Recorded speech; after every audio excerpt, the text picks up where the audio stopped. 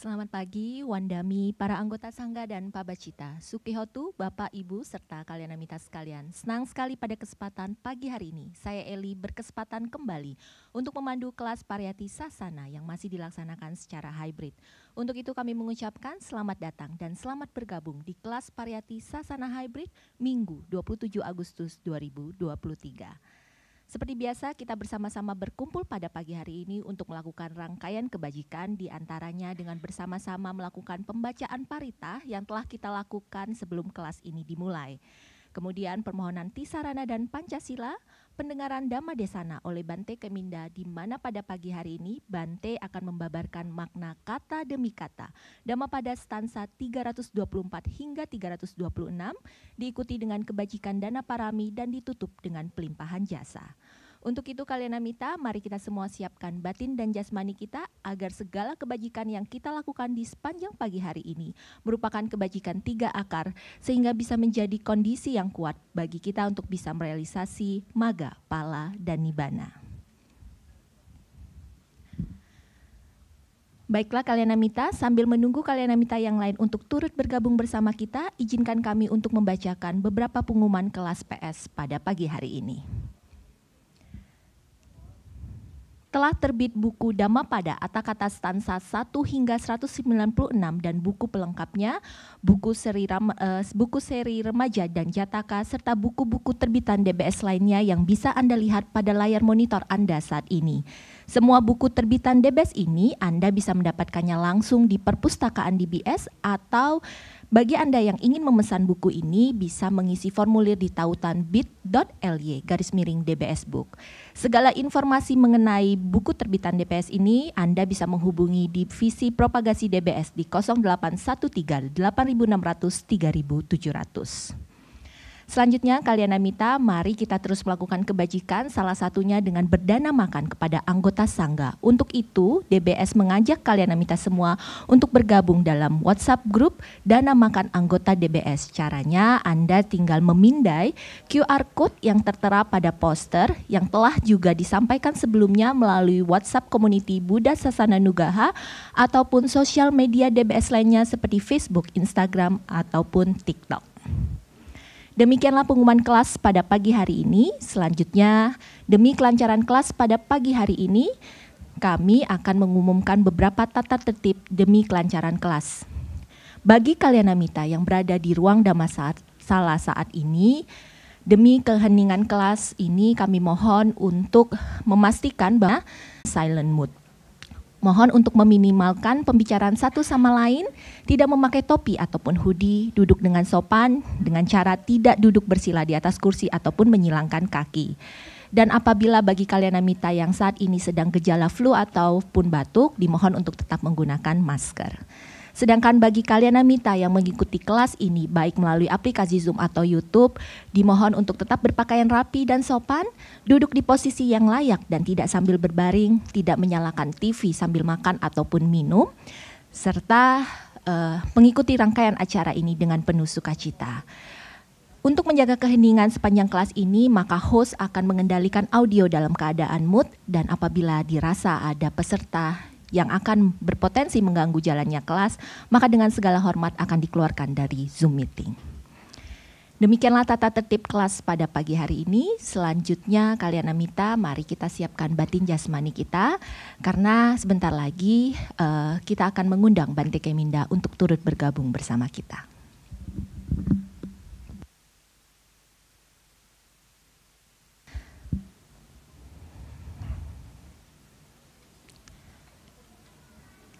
Sebagai informasi bahwa tim DBS akan selalu membroadcast segala kegiatan yang berhubungan dengan DBS melalui WhatsApp Community Buddha Sasana Nugaha dan juga sosial media DBS seperti Facebook, Instagram maupun TikTok. Untuk itu kalian amita jangan lupa selalu mengikuti sosial media DBS untuk mendapatkan informasi yang terbaru.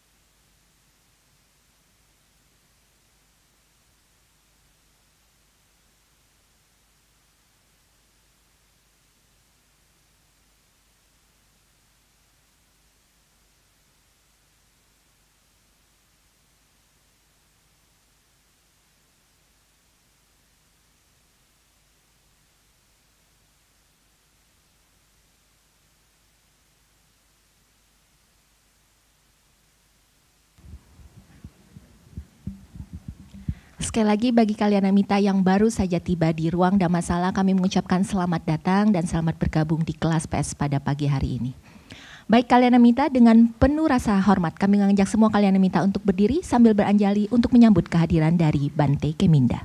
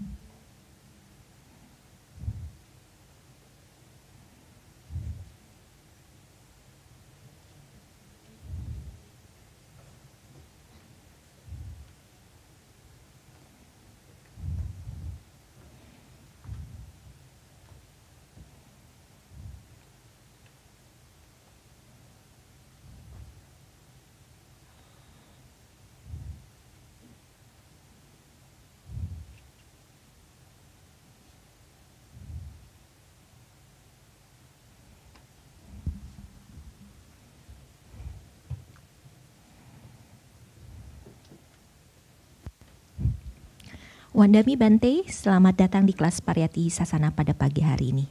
Kepada Kalyanamita, kami persilakan untuk kembali menempati tempat duduknya. Seperti biasa, sebelum kita memulai kelas pada pagi hari ini, kita akan melakukan permohonan Tisarana dan Pancasila di bawah bimbingan Bante Keminda yang pagi ini akan dipimpin oleh Saudari Wahyuni. Kepada Bante kami mohon bimbingannya dan kepada Saudari Wahyuni kami persilakan. Wandami Bante, Sukihontu Kalyanamita. Mari Kalyanamita kita bersama-sama memohon Tisarana dan Pancasila di bawah bimbingan Bante Keminda. Bante, saya memohon supaya buah dari perbuatan buruk apapun yang telah saya lakukan, baik melalui perbuatan, ucapan, dan pikiran, dapat terhindarkan. Dan demi memperoleh jasa kebajikan yang akan memberikan limpahan kepada saya dengan umur panjang, kesehatan, kebebasan dari segala bahaya dan bencana, saya merangkapkan kedua telapak tangan, beranjali dan memberikan puja, menghormat dan bersujud penuh dengan kerendahan hati kepada Tiratana, Buddha, Dhamma, dan Sangha. Untuk kedua kalinya, untuk ketiga kalinya, dan dengan perbuatan yang baik ini, melalui sujud yang luhur, semoga saya selalu terbebas dari 4 alam menyedihkan, 3 jenis malapetaka, 8 jenis keadaan yang tidak tepat, 5 jenis musuh, 4 jenis kemalangan, 5 jenis kehilangan, segala jenis penyakit, dan 62 pandangan salah, serta secepatnya mencapai jalan kebebasan, maga, buah, pala, dan dhamma mulia, yaitu nibbana. Ahang Bante Tisarane Saha Pancasilang Dhammang Yacami Anugahang Katua Silang Deta Me Bante Dutiyampi Ahang Bante Tisaranena Saha Pancasilang Dhammang Yacami Anugahang Katua Silang Deta Me Bante Tatiyampi Ahang Bante Tisaranena Saha Pancasilang Dhammang Yacami Anugahang Katua Silang Deta Me Bante. Ya mahang wadami tang wadeda. Ama Bante. Namo tassa bhagavato arahato Sama Sambuddhassa. Namo tassa bhagavato arahato sama sambuddhassa. Namo tassa bhagavato arahato sama sambuddhassa. Namo tassa bhagavato arahato sama sambuddhassa. Buddhang saranang gacchami, Dhammang saranang gacchami, Sanghang saranang gacchami. 3 kali. Buddhang saranang gacchami, Dhammang saranang gacchami, Sanghang saranang gacchami. Tiyampi Buddhang saranang gacchami, Dutiyampi Dhammang saranang gacchami, Dutiyampi Sanghang saranang gacchami. Tatiyampi Buddhang saranang gacchami, Tatiyampi Dhammang saranang gacchami, Tatiyampi Sanghang saranang gacchami. Saranagamanang paripurnang Amabante. Anati pata wera manisika padang samadhiyami. Panatipata weramani sikapadang samadhiyami. Adinadana wera manisika padang samadhiyami. Adinadana weramani sikapadang samadhiyami. Ame sukmicacara wera manisika padang samadhiyami. Kame sumicacara weramani sikapadang samadhiyami. Musawada wera manisika padang samadhiyami. Musawada weramani sikapadang samadhiyami. Surame raya majak pamadadhana wera manisika padang samadhiyami. Surameraya majapamadhatana weramani sikapadang samadhiyami. Idang me punya, Idang me punyang asawakaya, asawakaya, wahang hotu, wahang hotu, idang me silang, idang me silang, nibanasa, nibanasa, pacayo, pacayo, hotu, hotu. tisarane nasa Pancasila damang sadukang katua pemadina sampajeda. Amabante. Sadu, sadu, sadu.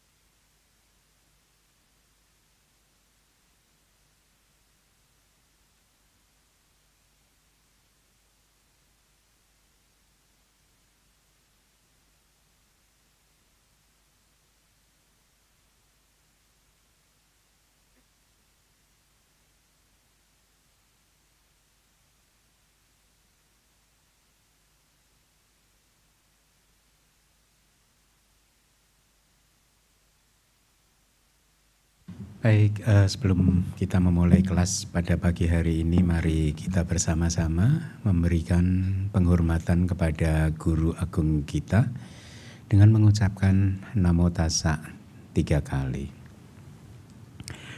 Namo Tassa Bhagavato Arahato Sama Sambuddhassa.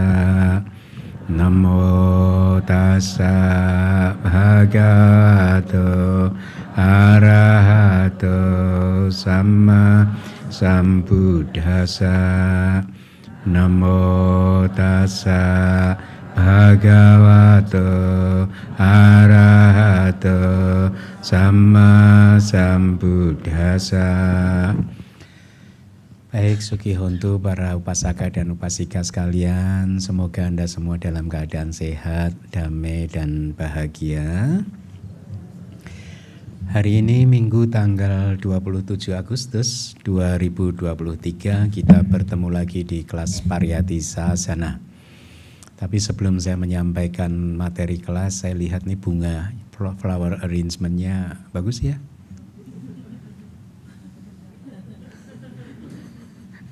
Ya, saya rasa ya, yang akhir-akhir ini seringkali pemilihan ininya keren-keren. Sadu-sadu untuk yang mengaturnya. Upasaka, upasika sekalian. Dalam mungkin 10 hari terakhir ini, saya menyaksikan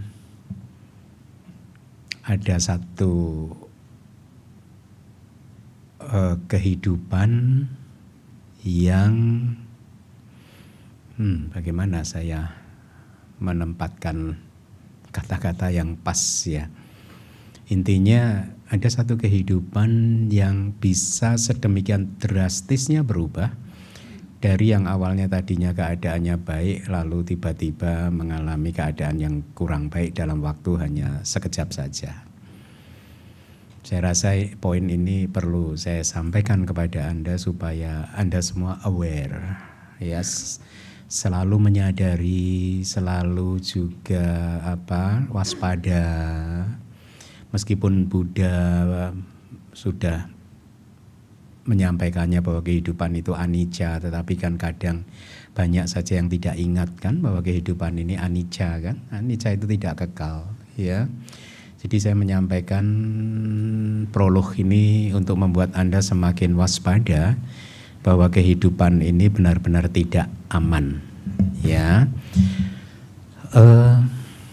Kehidupan kita bagi mereka yang belum mampu untuk mengetahui kehidupan masa lampaunya dan dengan demikian belum bisa melihat sendiri bahwa kehidupan ini berulang-ulang, hendaknya juga terus mengembangkan sadar terhadap apa yang disampaikan oleh Buddha bahwa kehidupan ini berulang-ulang. Walaupun Anda belum bisa melihatnya sendiri, tetapi Anda harus mengembangkan keyakinan terhadap kebenaran akan apa yang dikatakan oleh Buddha tersebut. Karena keyakinan Anda tersebut akan sangat bermanfaat bagi Anda untuk selalu sadar dan waspada di dalam kehidupan ini ya, bahwa segala sesuatu bisa terjadi tidak hanya di kehidupan kali ini. Seperti yang tadi saya sampaikan, ada seseorang yang tadinya kehidupannya baik tetapi tiba-tiba menghadapi satu masalah yang berat yang akhirnya memporak-porandakan kehidupannya. Tetapi juga saat ini Anda terlahir sebagai manusia, tapi selama Anda masih putujana, bagi yang awam terhadap Buddhisme, putujana itu makhluk yang belum suci istilahnya. Sotapanna bisa dianggapkan sebagai makhluk suci, walaupun belum bersih secara total, tetapi dia sudah menjadi makhluk suci atau makhluk yang mulia, Arya. Nah, bagi mereka yang belum suci, pintu neraka masih terbuka lebar setelah kehidupan mereka. Pintu alam hantu-hantu masih terbuka lebar untuk menerima mereka yang masih belum suci. Pintu setan, raksasa, asura masih terbuka lebar. Pintu kelahiran sebagai binatang masih terbuka lebar. Dengan kata lain, kalau Anda belum menjadi makhluk yang suci, maka kemungkinan untuk terlahir di 4 alam tersebut itu masih sangat terbuka lebar. Saat ini mungkin Anda memiliki kehidupan yang indah, yang sukses secara keduniawian, tetapi kalau Anda renungkan, apa sih manfaatnya kesuksesan secara duniawi seperti itu? Bukankah itu hanya seperti bubble saja? Tahu nggak bubble itu gelembung? Kalau Buddha memberikan contoh itu, kalau air hujan menetes dari genting terus jatuh ke genangan air, kan akan menimbulkan semacam gelembung kan? Tapi usia gelembung itu kan sebentar saja kan? Setelah itu pecah, hilang. Mungkin gelembung tadi ketika terkena sinar matahari atau sinar lampu tertentu terlihat indah karena pendaran warna, pantulan warna dari sinar matahari tersebut membentuk warna-warni tertentu yang indah dilihat, tetapi seindah apapun gelembung tadi, dia usianya sangat singkat sekali kemudian pecah, hilang, berhenti, hancur. Atau mungkin seperti indahnya pelangi, ya, seindah apapun pelangi, Anda kagum dengan pelangi tersebut, tetapi cepat atau lambat pelangi tersebut juga harus hilang. Demikian pula dengan kehidupan Anda. Seindah apapun kehidupan Anda, seberapa banyak Anda mengagumi kehidupan Anda, artinya mengagumi kehidupan Anda itu mungkin baik itu memahami secara fisik, tubuh jasmani Anda, kerupawanan Anda, ataupun pencapaian-pencapaian materi Anda. Seindah apapun kehidupan Anda, kehidupan tersebut seperti bubble tadi, seperti pelangi tadi. Cobalah Anda renungkan dalam-dalam. Kalau ternyata kehidupan hanya seperti itu, lalu apa yang akan kita sombongkan? Apa yang akan kita lekati?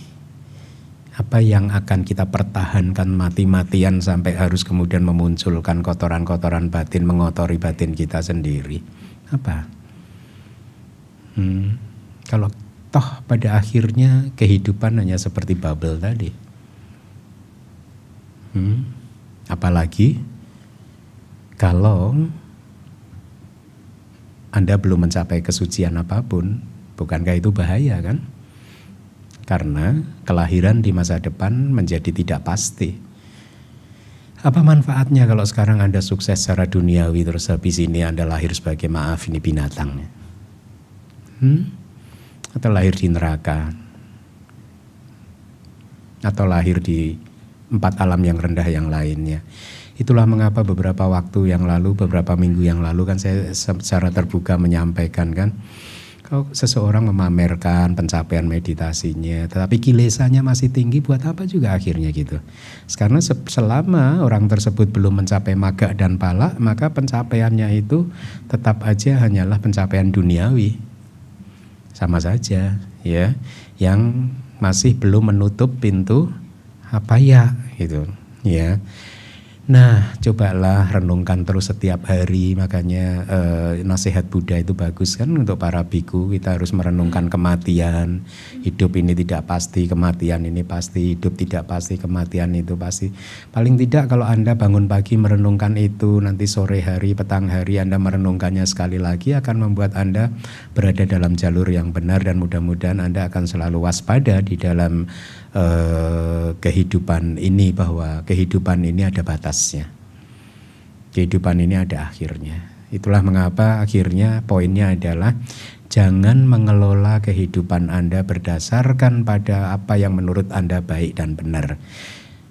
Itulah mengapa saya berkali-kali mengatakan bahwa kita harus menjadi orang beragama, meskipun sebenarnya saya tidak begitu suka dengan istilah beragama, tapi ya maksud saya adalah kita harus menjadi orang-orang yang benar-benar mengerti ajaran Buddha dan mempraktekannya. Ya, karena kehidupan penuh dengan bahaya yang seperti itu tadi. Nah, itulah mengapa sebenarnya dengan mengikuti Dhamma Sawana seperti ini, pendengaran Dhamma, ya, mendengarkan kitab suci 1 minggu sekali, itu juga sudah sebenarnya cukup bagus. Ya, paling tidak Anda menanam atau menambah deposito tabungan karma baik Anda, supaya paling tidak Anda mempunyai deposito karma baik yang bisa memastikan kehidupan Anda baik-baik saja, tidak hanya di kehidupan Anda yang kali ini, tetapi juga kehidupan Anda yang berikutnya sampai kemudian Anda mencapai nibbana. Ya, nah oleh karena itu teruslah waspada di dalam kehidupan ini, ya, bahwa ternyata di dalam kehidupan ini ada sesuatu yang penting untuk dilakukan, yaitu 1, memperbanyak timbunan karma baik, menghindari karma buruk, dan membersihkan, menyucikan hati dan pikiran. Baik, itu prolognya. Mari kita lihat materi kelas pada pagi hari ini. Materi pagi hari ini adalah dari stansa 324 sampai 330. Kalau Anda melihat kok slide-nya kok berubah, saya sampaikan, saya ini sebenarnya awam, saya itu nggak paham bikin slide itu. Saya itu nggak punya ghostwriter. Jadi apapun itu saya kerjakan sendiri, begitu, ya. Saya termasuk golongan tua kan, yang saya kenal komputer kayaknya masuk ke kota kelahiran saya itu waktu saya kelas 2 SMA. Saya pertama kali melihat komputer itu kelas 2 SMA. Itu pun yang masih pakai disket itu yang pertama itu loh. Ya, gitu. Masih sederhana sekali itu loh. Kalau mau ngetik words itu pakai kode .lh berapa, apa gitu kan ya. Ya, jadi saya adalah generasi itu, dan saya tidak paham bikin PowerPoint dan atau kalau di Apple itu apa namanya. Tapi karena tuntutan profesi saya harus membuatnya. Nah, ketika saya membuat slide untuk kelas pagi hari ini, tiba-tiba dia berubah sendiri. Kayak gitu tuh. Nah, ketika berubah saya otak-atik, saya nggak bisa membalikkan ke versi sebelumnya gitu. Jadi akhirnya maaf kalau slide pagi hari ini berubah tampilannya, ya. Maklum, saya awam. Stansa 324. Seekor gajah yang bernama Dhana Pala. Dhana itu kekayaan, Pala itu penjaga, pelindung gitu ya. Pelindung kekayaan atau penjaga kekayaan. Memiliki kebiasaan yang keras dan sulit untuk menahannya. Ketika terikat, dia tidak makan sesuap pun. Sang gajah ingat pada hutan gajah. Demikian Buddha berkata. Buddha menguraikan Dhamma Desana ini saat sedang tinggal di kota Sawadhi dengan mengacu kepada putra-putra dari salah seorang Brahmana yang sudah tua. Diceritakan bahwa seorang Brahmana di kota Sawadhi yang memiliki kekayaan sebanyak 800.000 uang, dia melakukan pernikahan buat 4 putranya yang sudah memasuki usia yang matang, lalu dia memberikan masing-masing dari 4 putranya tadi, kok saya tulisnya 400.000 uang? 400.000 uang, itu berarti 100 ribuan harusnya ya, gitu. Jadi masing-masing 100.000, si Brahmana akhirnya memberikan kayak apa itu mungkin ya, uang pernikahan atau warisan gitu, sebanyak 400.000 uang. Kemudian ketika Brahmani, istri dari Brahmana tersebut meninggal, putra-putranya berdiskusi bersama. Jika Brahmana ini membawa seorang Brahmani lainnya, artinya menikah dengan seorang Brahmani, ternyata di Kamus Besar Bahasa Indonesia Brahmani itu artinya juga Brahmana perempuan gitu. Ya, jadi udah diadopsi. Bahasa Palinya juga Brahmani. Ya. Kalau Brahmana ini membawa seorang Brahmani lainnya atau menikah dengan seorang Brahmani, maka properti keluarga akan dipecah karena kelahiran anak-anak yang lahir dari kandungan Brahmani tersebut. Jadi mereka kayak nggak mau kejadian ini terjadi gitu. Baiklah kalau begitu, mari kita memperlakukan Brahmana tersebut dengan baik. Lalu mereka pun putra-putranya meladeni Brahmana yang sudah tua tadi dengan cara merawatnya, dengan memberinya makanan, pakaian yang mahal, memijat tangan, kaki, dan seterusnya, dan lain-lain. Pada suatu hari setelah membaringkannya di dipan Brahmana tersebut, mereka atau 4 putra tersebut yang sedang memijat tangan-tangan dan kaki-kaki secara terpisah berbicara tentang bahayanya kehidupan rumah tangga. Bagus ya? Wah, bicara tentang bahaya dan memohon seperti ini. Kami akan meladeni Anda dengan cara ini di sepanjang usia Anda, tapi mohon Anda memberikan kekayaan yang tersisa pada kami. Ya, ternyata bahayanya itu. Anda pikir bahayanya mau jadi biku ya? Enggak, ternyata uang. Ya harusnya kan ketika bicara tentang kehidupan yang membahayakan, nggak saya selalu menyampaikan kepada Anda, kan nggak pernah merefer ke uang ya. Ya, tapi hidup yang kayak tadi di awal saya sampaikan, orang bisa terbanting begitu saja dari sukses kemudian dapat masalah begitu, dan kehidupannya menjadi ada perubahan begitu ya. Nah, jadi ternyata solusinya masih keduniawian. Dia sadar hidup ini penuh bahaya, tapi solusinya duniawi. Setelah memberikan 100.000 uang lagi kepada masing-masing putranya, dan akhirnya duitnya kan habis nih. Dan dia hanya menyisihkan pakaian, jaket, jas atau jasnya sendiri. Brahmana tadi kemudian juga membagi semua binatang-binatang ternak atau peliharaannya dan juga harta-harta benda lainnya menjadi 4 bagian, lalu dia menyerahkannya kepada putra-putranya. Putra yang tertua merawat dia selama beberapa hari. Kemudian setelah pada suatu hari memandikan Brahmana tersebut, menantu perempuan atau menantu anak yang pertamanya berdiri di depan pintu dan berkata kepada Brahmana yang sudah tua atau ayah mertuanya yang sedang berjalan masuk ke rumah atau menuju ke rumah, seperti dia berkata seperti ini. Hei, apakah ada uang yang diberikan kepada putra tertua lebih banyak 100 atau lebih banyak 1.000 mata uang gitu? Bukankah uang yang diberikan ke semuanya masing-masing sebanyak 100.000? Apakah kamu, sebenarnya dia hanya menyindir, kenapa kamu di sini terus? Apakah karena kamu memberikan anak tertua uang yang lebih dibanding anak yang kedua, ketiga, keempat, begitu? Kenapa kamu di sini terus? Gitu. Terus kalimat berikutnya, apakah kamu tidak tahu jalan ke rumah putra-putramu yang lain?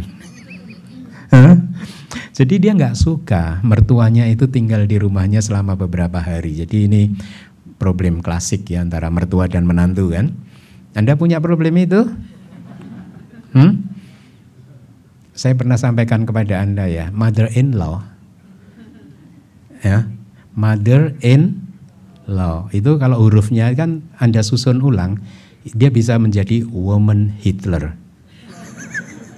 Makanya menantu biasanya sama mother-in-law itu nggak pernah akur, katanya dia woman Hitler. Tapi ini si menantu perempuannya nggak suka sama mertua laki-lakinya. Ketika mendengar kata-kata yang tidak sopan tadi, sang Brahmana menjadi marah dan berkata, jadi ini kesadarannya Sangkarika atau Sangkarika yang sudah belajar Abhidhamma. Ya. Dia berkata, mampuslah kamu hai paria. Nah paria ini juga terjemahan yang bagus untuk, Anda sering mendengar gak manusia sampah gitu kan? Karena mengikuti terjemahan bahasa Inggris, sebenarnya terjemahan yang pas dari terminologi itu paria. Paria itu adalah makhluk yang tidak punya kasta. Jadi sangat rendah sehingga nggak kasta sudra pun tidak. Kan kasta Brahmana, Ksatria, Waisya, Sudra kan. Kalau di India manusia itu dikelompokkan dalam 4 kasta kan. Yang terendah itu kasta Sudra. Ya. Nah paria ini bahkan Sudra saja tidak dia. Jadi sering diterjemahkan di Indonesia sebagai manusia sampah. Yang menurut saya itu terjemahan yang keliru. Ya. Lalu dia pergi ke rumah anak yang lainnya. Dari rumah itu pun hanya dalam beberapa hari dia pun diusir lagi dari rumah anak yang kedua. Lalu dia pergi ke anaknya yang ketiga mengalami hal yang sama. Kemudian dia pergi ke anak yang keempat, lagi-lagi dia mengalami hal yang serupa. Dia yang tidak mendapatkan izin untuk masuk ke satu rumah pun akhirnya meninggalkan keduniawian dan menjadi rahib laki-laki dari aliran atau sekte Pandaranga. Ya, jadi ini sektenya para Brahmana. Ya, kadang karma itu seperti itu. Karma kebajikan dari masa lalu itu, padahal Buddha hidup pada waktu itu, tapi dia akhirnya hanya menjadi muridnya Brahmana. Dia meninggalkan keduniawian tapi tidak menjadi muridnya Buddha. Ya, makanya hati-hati pada Anda kan, saya sering mengatakan kan, ikatkan bonding Anda kepada ajaran gitu supaya ya harapannya supaya itu bermanfaat di kelahiran-kelahiran Anda di masa depan. Dalam konteks yang paling sederhana, misalkan setelah ini Anda lahir lagi jadi manusia. Tapi kalau bonding Anda dengan ajaran Buddha nggak kuat, bisa saja Anda jadi manusia tapi beragama non-Buddhis. Anda beragama yang lain. Kan ini yang kita tidak inginkan kan? Kita ingin terus menjadi muridnya Buddha sampai mencapai nibbana kan? Nah, oleh karena itulah perkuat bonding dengan ajaran, ya, dengan Buddha, Dhamma dan Sangha. Dia sekarang sudah menjadi rahib laki-laki dari sekte Pandaranga. Ketika berkeliling untuk mengumpulkan makanan derma, dia yang sudah semakin tua, seiring berjalannya waktu, akhirnya sariranya atau tubuh jasmaninya menjadi layu dan kering. Ya, orang tua seperti itu kan, layu dan kering. Saya kalau mengamati kulit saya ya juga ya udah mulai layu ya saya sekarang. Lihat ini tangan keriput udah mulai loh. Tapi saya menikmatinya. Ternyata bagus loh jadi tua itu. Ya, paling tidak banyak hal yang dulu kita nggak pernah menyadarinya di usia muda, sekarang kita menyadarinya. Oh, tua juga ya ternyata ya. Keriput juga ya, lihat nih keriput. Oke, saya lanjutkan.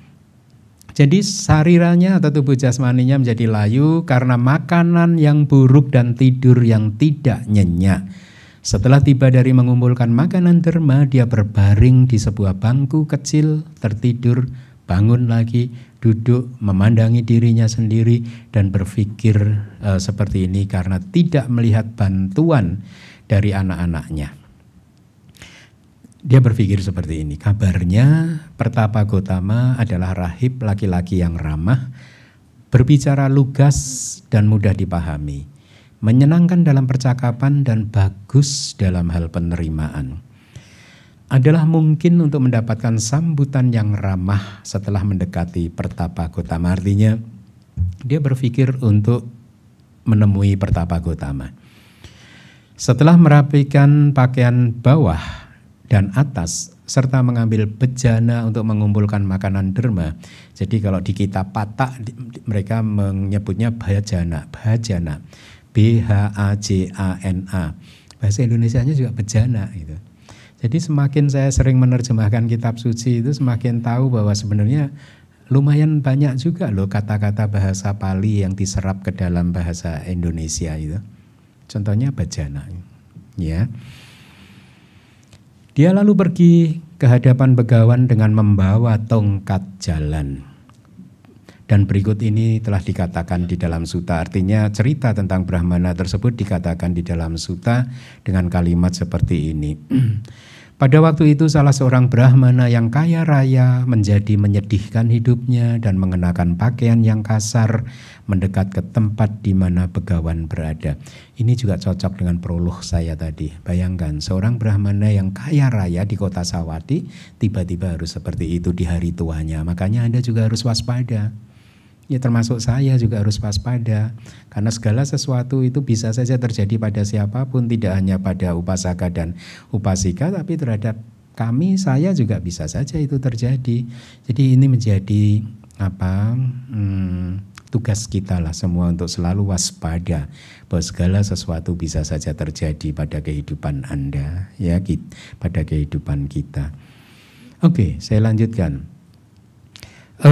Setelah mendekat, dia duduk di satu sisi yang sepatutnya, dan setelah beramah tamah dengan dia yang telah duduk di satu sisi yang sepatutnya, Buddha berkata seperti ini, "Wahai Brahmana, kenapa kamu terlihat menyedihkan dan mengenakan pakaian yang kasar?"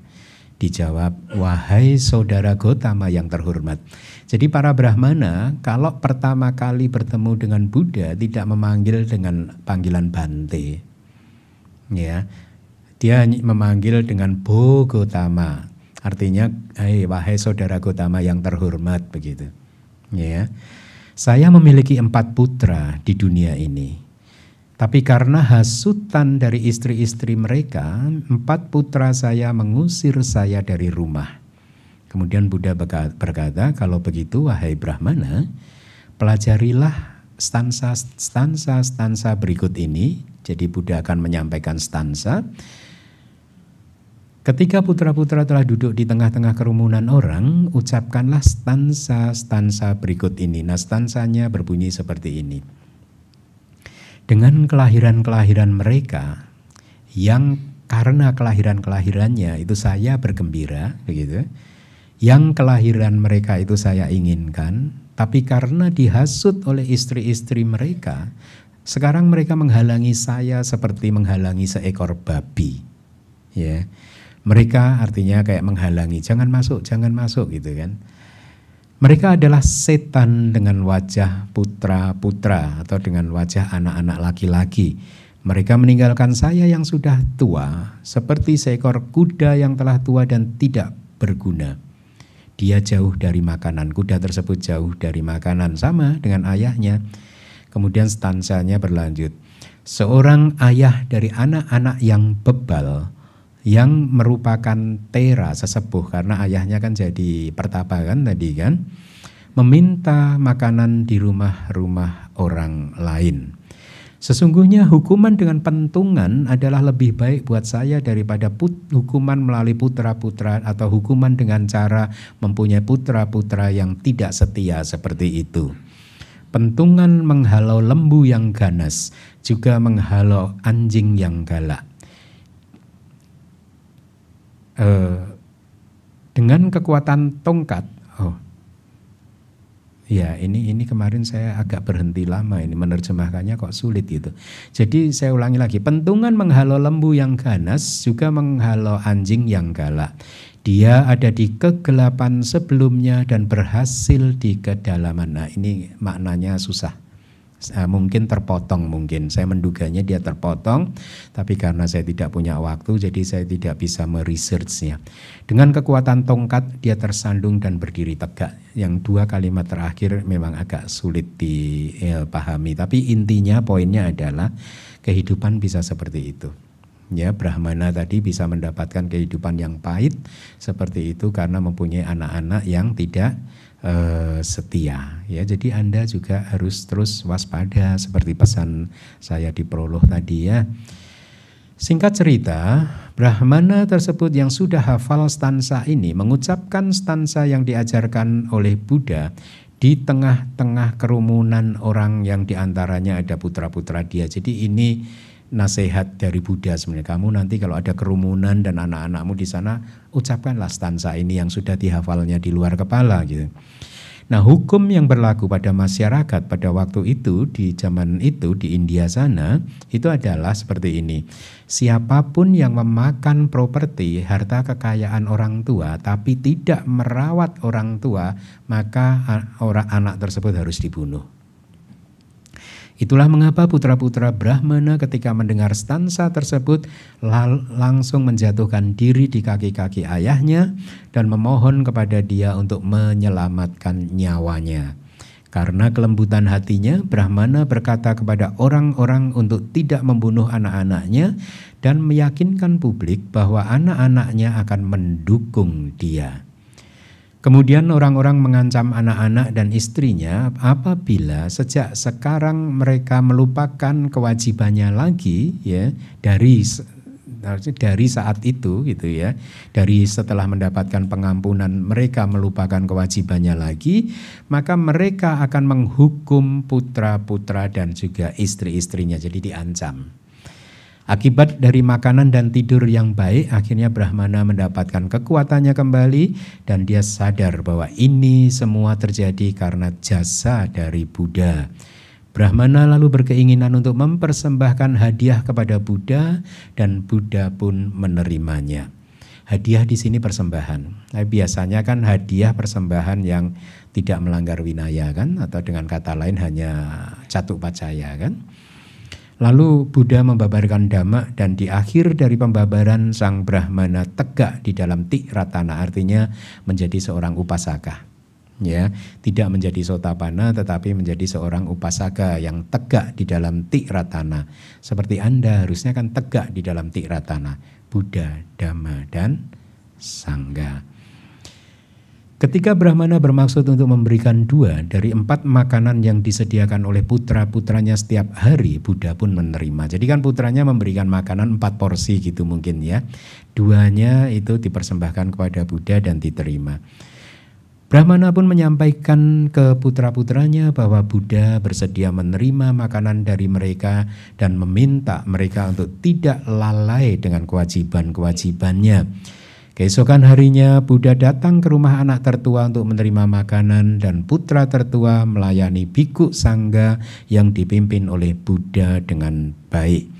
Di hari berikutnya Buddha datang ke anak kedua dan mendapatkan pelayanan yang sama, berturut-turut di hari berikutnya ke putra yang ketiga lalu yang keempat. Mari kita lihat slide-nya.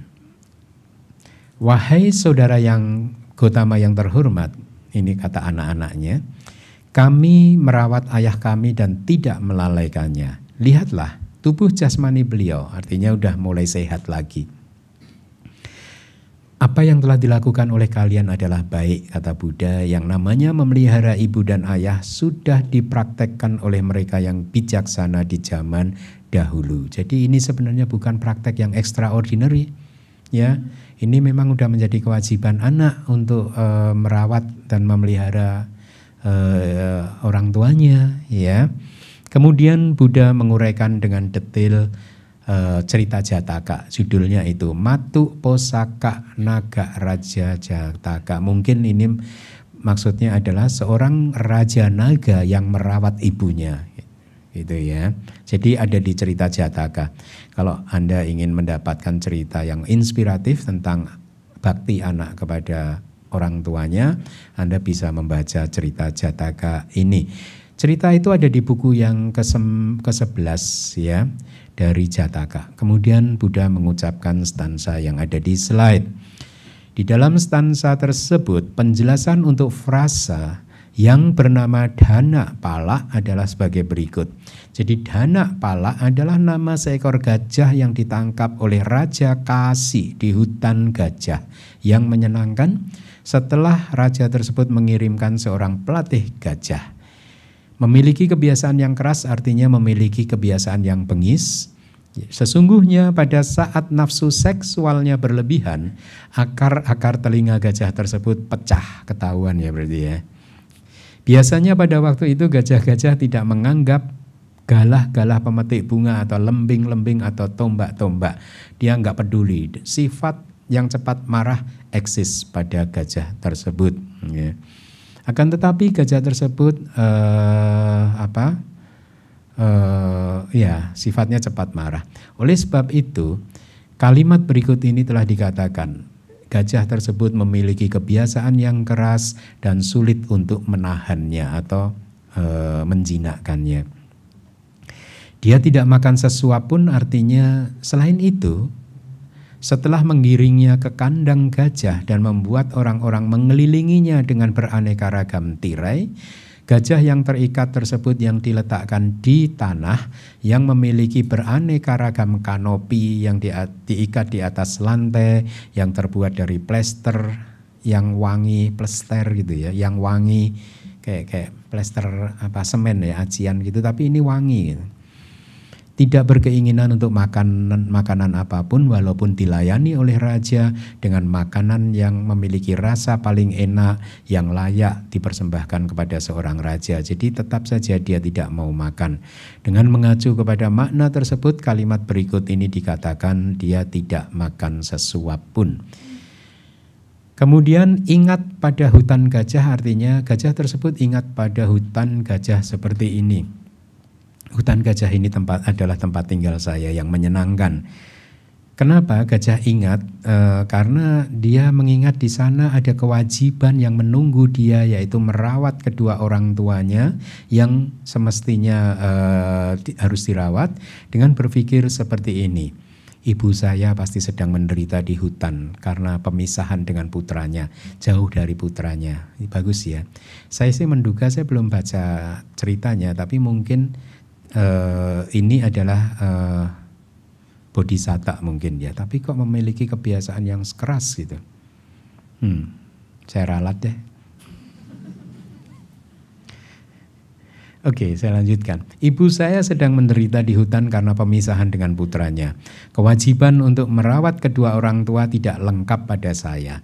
Sehubungan dengan makanan ini, lalu apa manfaatnya buat saya? Jadi si gajah tadi nggak mau makan makanan yang lezat walaupun itu makanan untuk raja ya, yang pantas untuk dipersembahkan kepada raja, karena pikirannya tertuju pada ibunya. Ya, bagus ya. Jadi bisa jadi ini bodhisatta. Oleh karenanya seekor gajah yang eksis di hutan gajah itu juga mampu untuk memenuhi kewajiban yang semestinya tersebut, dan oleh karena itulah dikatakan seperti ini, sang gajah ingat pada hutan gajah. Setelah membawakan praktek di kehidupan lampaunya, artinya setelah menceritakan kehidupan lampaunya dan setiap kali Buddha menguraikannya, semua putra Brahmana tersebut terus-menerus bercucuran air mata dan akhirnya menjadi penuh perhatian karena hatinya yang sudah menjadi lembut. Kemudian setelah mengetahui kesesuaiannya, Buddha menjelaskan kebenaran-kebenaran dan mengajarkan Dhamma kepada mereka. Artinya mengetahui kesesuaiannya itu mengetahui ini saat yang tepat gitu. Ya, karena kadang saya juga begitu, kadang dalam skala yang tentu kecil ya dibanding Buddha gitu. Sering juga kalau menyampaikannya tidak pas waktunya juga tidak kena sasaran gitu ya. Saya lanjutkan. Buddha akhirnya mengajarkan Dhamma kepada mereka. Di akhir dari wejangan, sang Brahmana bersama dengan putra-putra dan juga menantu-menantu perempuannya bertegak di atas buah yang sedang memasuki arus. Kali ini mereka semua menjadi Sotapanna. Demikianlah cerita tentang putra-putra Brahmana yang sudah tua renta, yang merupakan cerita yang ketiga. Jadi ini tentang kewajiban itu tadi ya, anak merawat orang tuanya. Ya gampang-gampang susah. Itu saya sering sekali umat itu menyampaikan kepada saya bahwa ternyata merawat orang tua gampang-gampang susah ya gitu. Benar-benar dibutuhkan kerendahan hati, kelembutan hati ya. Tekad yang kuat untuk selalu menempatkan biar bagaimanapun mereka adalah orang tua kita gitu. Ada yang mengatakan kepada saya, ya kadang susahnya begitu Bante. Kita sebagai anak kadang merasa kan sudah tahu banyak hal, mungkin lebih banyak tahu daripada orang tua. Tapi kadang orang tua itu masih berpikir biar bagaimanapun saya ini anaknya dia. Gitu, jadi kadang itu situasi menjadi sulit. Ya, oke, kita lanjutkan stansa berikutnya. Ketika ada seorang pria yang lamban dan rakus, yang mengantuk dan berguling-guling, seperti seekor babi hutan yang besar dan yang dibesarkan dengan makanan ternak, maka pria yang bodoh tersebut pergi ke gua garba berulang-ulang, artinya pergi ke kandungan berulang-ulang. Buddha menguraikan Dhamma di sana ini saat sedang tinggal di Wihara Jetawana dengan mengacu kepada Raja Pasenadi yang memerintah kerajaan Kosala. Pada suatu hari, raja makan nasi dari beras sebanyak 1/8 gantang. Itu artinya 1/8 kali 3/4 kilo. Berapa itu? 1/8 kali 3/4 kilo. Nanti dihitung. Jadi berasnya sekali makan sebanyak itu dengan kari dan sup yang sesuai proporsi nasinya. Dia yang telah menyelesaikan sarapannya, makan paginya di suatu hari, tidak mampu untuk mengusir rasa mengantuk setelah makan. Kalau kebanyakan makan kan begitu. Ya, tapi kalau makannya pas ya nggak ngantuk sebenarnya sih. Pergi ke hadapan Buddha, dia yang sudah dalam keadaan mengantuk, pergi ke hadapan Buddha. Ketika sudah berhadapan-hadapan dengan Buddha, dia hanya menoleh ke sana kemari dengan wajah kelelahan. Dia yang ditaklukkan oleh rasa mengantuk dan tidak mampu untuk berbaring lurus atau akhirnya pun duduk di satu sisi yang sepatutnya karena mau nggak bisa berbaring kan. Kemudian Buddha berkata kepada Raja Pasenadi, "Wahai Maharaja, apakah kamu datang dengan tidak beristirahat sebelumnya?" gitu. "Iya, wahai Bante, sejak dari waktu makan ada penderitaan yang hebat pada saya, yaitu rasa mengantuk." Ya. Kemudian Buddha berkata kepada dia, "Wahai Maharaja, makan makanan yang berlebihan memang memiliki penderitaan yang seperti itu." Ya. Makanya Buddha menganjurkan kan kepada para biku itu berhenti makan sebelum kira-kira ada space gitu untuk minum. Ya, jadi kita nggak boleh makan sampai benar-benar perutnya itu penuh gitu. Berhenti sebelum benar-benar kenyang gitu.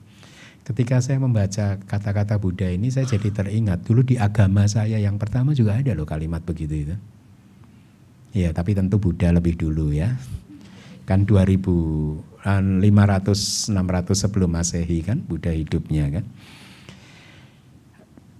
Kemudian Buddha berkata kepada Raja Pasenadi,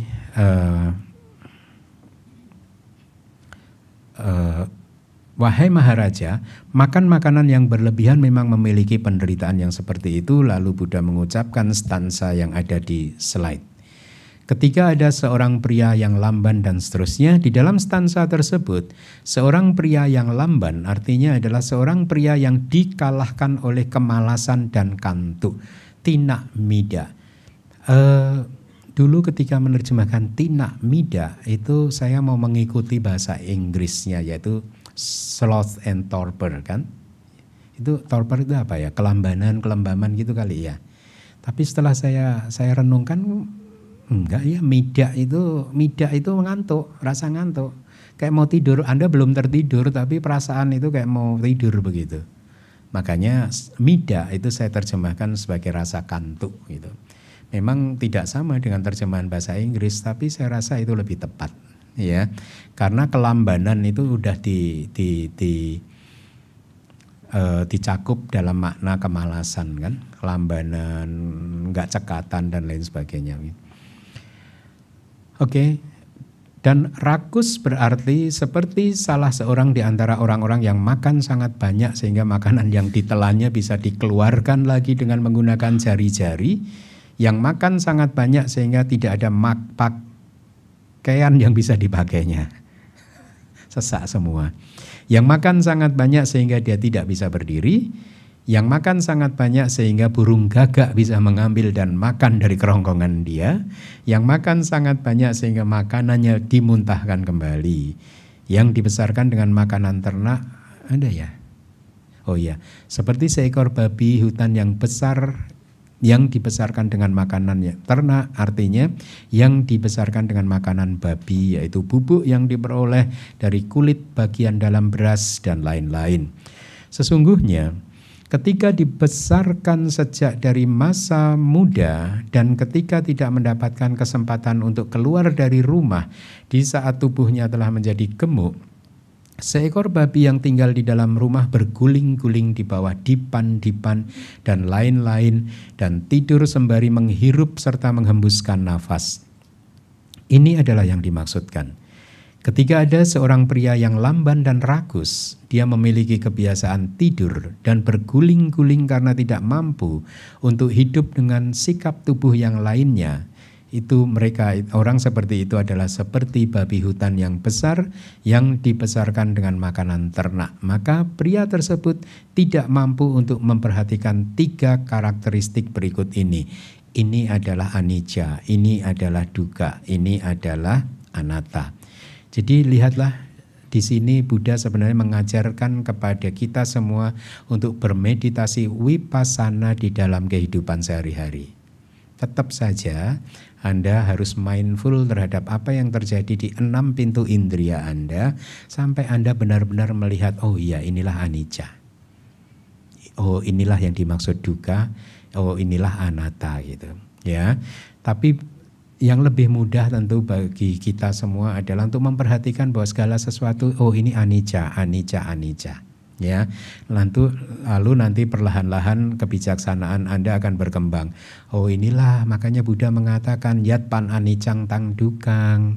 Apapun yang anicca itu adalah dukkha. Apapun yang tidak kekal itu adalah penderitaan kan? Iya enggak sih? Apapun yang tidak kekal itu menyenangkan atau tidak menyenangkan? Tergantung Bante. Kalau pas lagi yang enggak enak anicca ya enak Bante. Tapi kalau pas yang pengalaman lagi seneng-senengnya anicca kan nggak enak Bante. Enggak begitu. Tetap saja yat pan aniccang tang dukkang. Apapun yang tidak kekal itu adalah penderitaan. Ya. Yat pan aniccang tang dukkang viparinama dhammang kalang nutang sama nupasitung etang mama eso hamasmi eso me atati. Apapun yang tidak kekal, yat pan aniccang, apapun yang tidak kekal dan penderitaan dan senantiasa berubah, maka itu tidak pantas untuk dilihat sebagai seperti ini. Ini adalah milikku, ini adalah aku, ini adalah diriku. Ya. Jadi di dalam kehidupan sehari-hari pun Anda juga harus terus mengamati apapun yang terjadi di 6 pintu. Ya, supaya Anda melihat pelan-pelan melihat, oh itu anicca, oh ini anicca, oh anicca gitu. Dan tadi pagi juga ada percakapan yang menarik yang kira-kira disampaikan seperti ini. Ketika seseorang itu mindful terhadap apa yang sedang dikerjakan di present moment, ternyata dia menjadi lebih energized ya kira-kira lah dengan bahasa saya, lebih bertenaga gitu, batinnya menjadi sehat, mentalnya menjadi sehat, menjadi segar kembali gitu ya, tidak menjadi kayak kelelahan karena dihajar kilesa terus gitu. Cobalah Anda praktekkan mindfulness di dalam kehidupan sehari-hari ya, supaya batin Anda senantiasa sehat bahkan di dalam kehidupan sehari-hari. Di sini pun Buddha juga mengatakan seperti itu kan. Kalau seseorang itu hanya makan kebanyakan berguling-guling, dia nggak akan sempat bisa melihat anicca, dukkha dan anatta gitu ya. Nah, saya lanjutkan. Oleh karena tidak memperhatikan 3 karakteristik tersebut, jadi begini. Buddha itu mengajarkan bahwa ada yang disebut karakteristik universal. Artinya universal ya universal, karakteristik yang berlaku untuk apapun yang ada di alam semesta, yaitu apa? Anicca, dukkha dan anatta. Anda harus merealisasi ini karakteristik universal itu. Tapi untuk mencapainya Anda sebenarnya nanti juga pelan-pelan, kalau Anda mempunyai guru, Anda akan ditunjukkan, oh ini loh karakteristik individual dari cita, cetasika, rupa begitu. Walaupun itu tidak menjadi syarat yang mutlak selama Anda punya guru. Ya kalau Anda mau berlatih sendiri, cobalah amati itu karakteristik universal tadi, yaitu tidak kekal, penderitaan dan bukan diri dalam kehidupan sehari-hari. Minimal Anda melihat ketidakkekalan saja. Itu pun akan sangat membantu karena akan bisa membuat mental atau batin Anda menjadi sehat. Ya. Kenapa sehat? Karena bersih, tidak ada kotoran batin, ya. Saya lanjutkan. Oleh karena tidak memperhatikan 3 karakteristik tadi, orang yang kebijaksanaannya tumpul akan pergi ke gua garba berulang-ulang. Bahaya kan? Ya. Kalau Anda tidak pernah melihat bahwa nama dan rupa atau fenomena apapun di alam semesta ini adalah anicca, dukkha atau anatta, maka Anda akan terus-menerus terlahir kembali. Tidak ada peluang atau kesempatan bagi Anda untuk keluar dari samsara. Ya. Saya lanjutkan. Dia tidak terbebas dari tempat tinggal di dalam gua garba. Demikian adalah yang dimaksudkan, ya. Kenapa? Karena kalau Anda tidak pernah merealisasi anicca, dukkha dan anatta, maka tidak akan ada magga dan pala. Dan ketika Anda tidak pernah mencapai maga dan pala, jalan dan buah, maka proses kehancuran kilesa tidak akan pernah terjadi. Karena penghancuran kilesa hanya terjadi ketika kesadaran jalan muncul, maga muncul. Ya, untuk bisa memunculkan maga Anda harus berwipasana untuk melihat anicca, dukkha dan anatta. Ya, itu logikanya. Saya lanjutkan. Di akhir dari wejangan setelah mengucapkan syair berikut ini sebagai bentuk dukungan kepada Raja Pasenadi, yaitu syairnya berbunyi seperti ini. Ketika seorang manusia selalu memiliki sati, mengetahui takaran dalam hal makanan yang diperolehnya, jadi tahu takaran makanan yang cukup untuk dia, maka perasaan-perasaan tidak nyamannya menjadi menipis. Dia yang menjaga kehidupannya menua perlahan-lahan. Dia yang tidak menjaga cepat menua. Itu artinya ya. Jadi jangan banyak makan lah, biar awet muda. Ada juga loh yang mengatakan pada saya loh, Bante kok kayaknya awet muda. Wah, ini dalam hati saya ini gara-gara saya kurus aja nih sekarang ini. Karena kan orang kalau kurus katanya terlihat muda. Oke, saya lanjutkan. Buddha mengajari Brahmana muda yang bernama Uttara dan memberitahukan caranya seperti ini.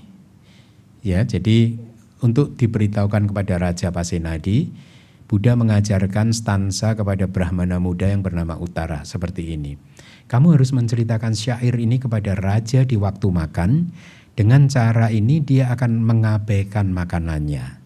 Lalu Brahmana muda melakukan apa yang diajarkan. Dan beberapa waktu kemudian raja yang terbiasa paling banyak dengan satu tabung nasi memiliki sarira yang sangat kurus dan akhirnya mencapai kebahagiaan. Jadi ini saya ringkas saja.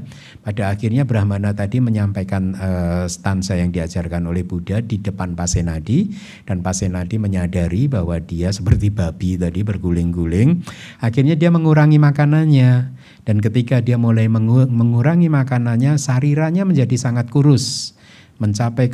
Akhirnya dia mencapai kebahagiaan dan kepercayaan terhadap Buddha telah muncul. Lalu dia melangsungkan atau melaksanakan dana yang tiada taranya selama 7 hari yang pernah kita bahas di kelas ini juga. Ya, yang memberikan Buddha dan Sangga sekian ribu itu misalkan dari payung berwarna putih dan lain sebagainya. Kita pernah bahas itu. Dengan apresiasi terhadap dana tersebut, publik akhirnya mencapai keistimewaan yang besar. Artinya ketika Buddha mengapresiasi dana yang tiada taranya dengan cara memberikan dhammatok, ya, publik yang mendengarkan mencapai keistimewaan yang besar. Artinya mencapai pencapaian spiritual. Mungkin seperti pencapaian maga, ya. Ya di sini harusnya pencapaian maga yang dimaksud.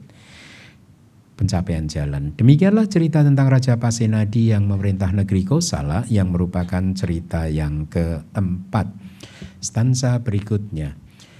Sebelumnya batin ini pergi mengembara, kemanapun dia menginginkannya, dimanapun dia menghendakinya, dan sesuai dengan yang dia suka.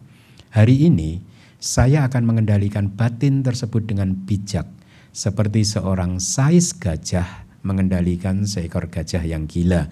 Demikian Buddha berkata.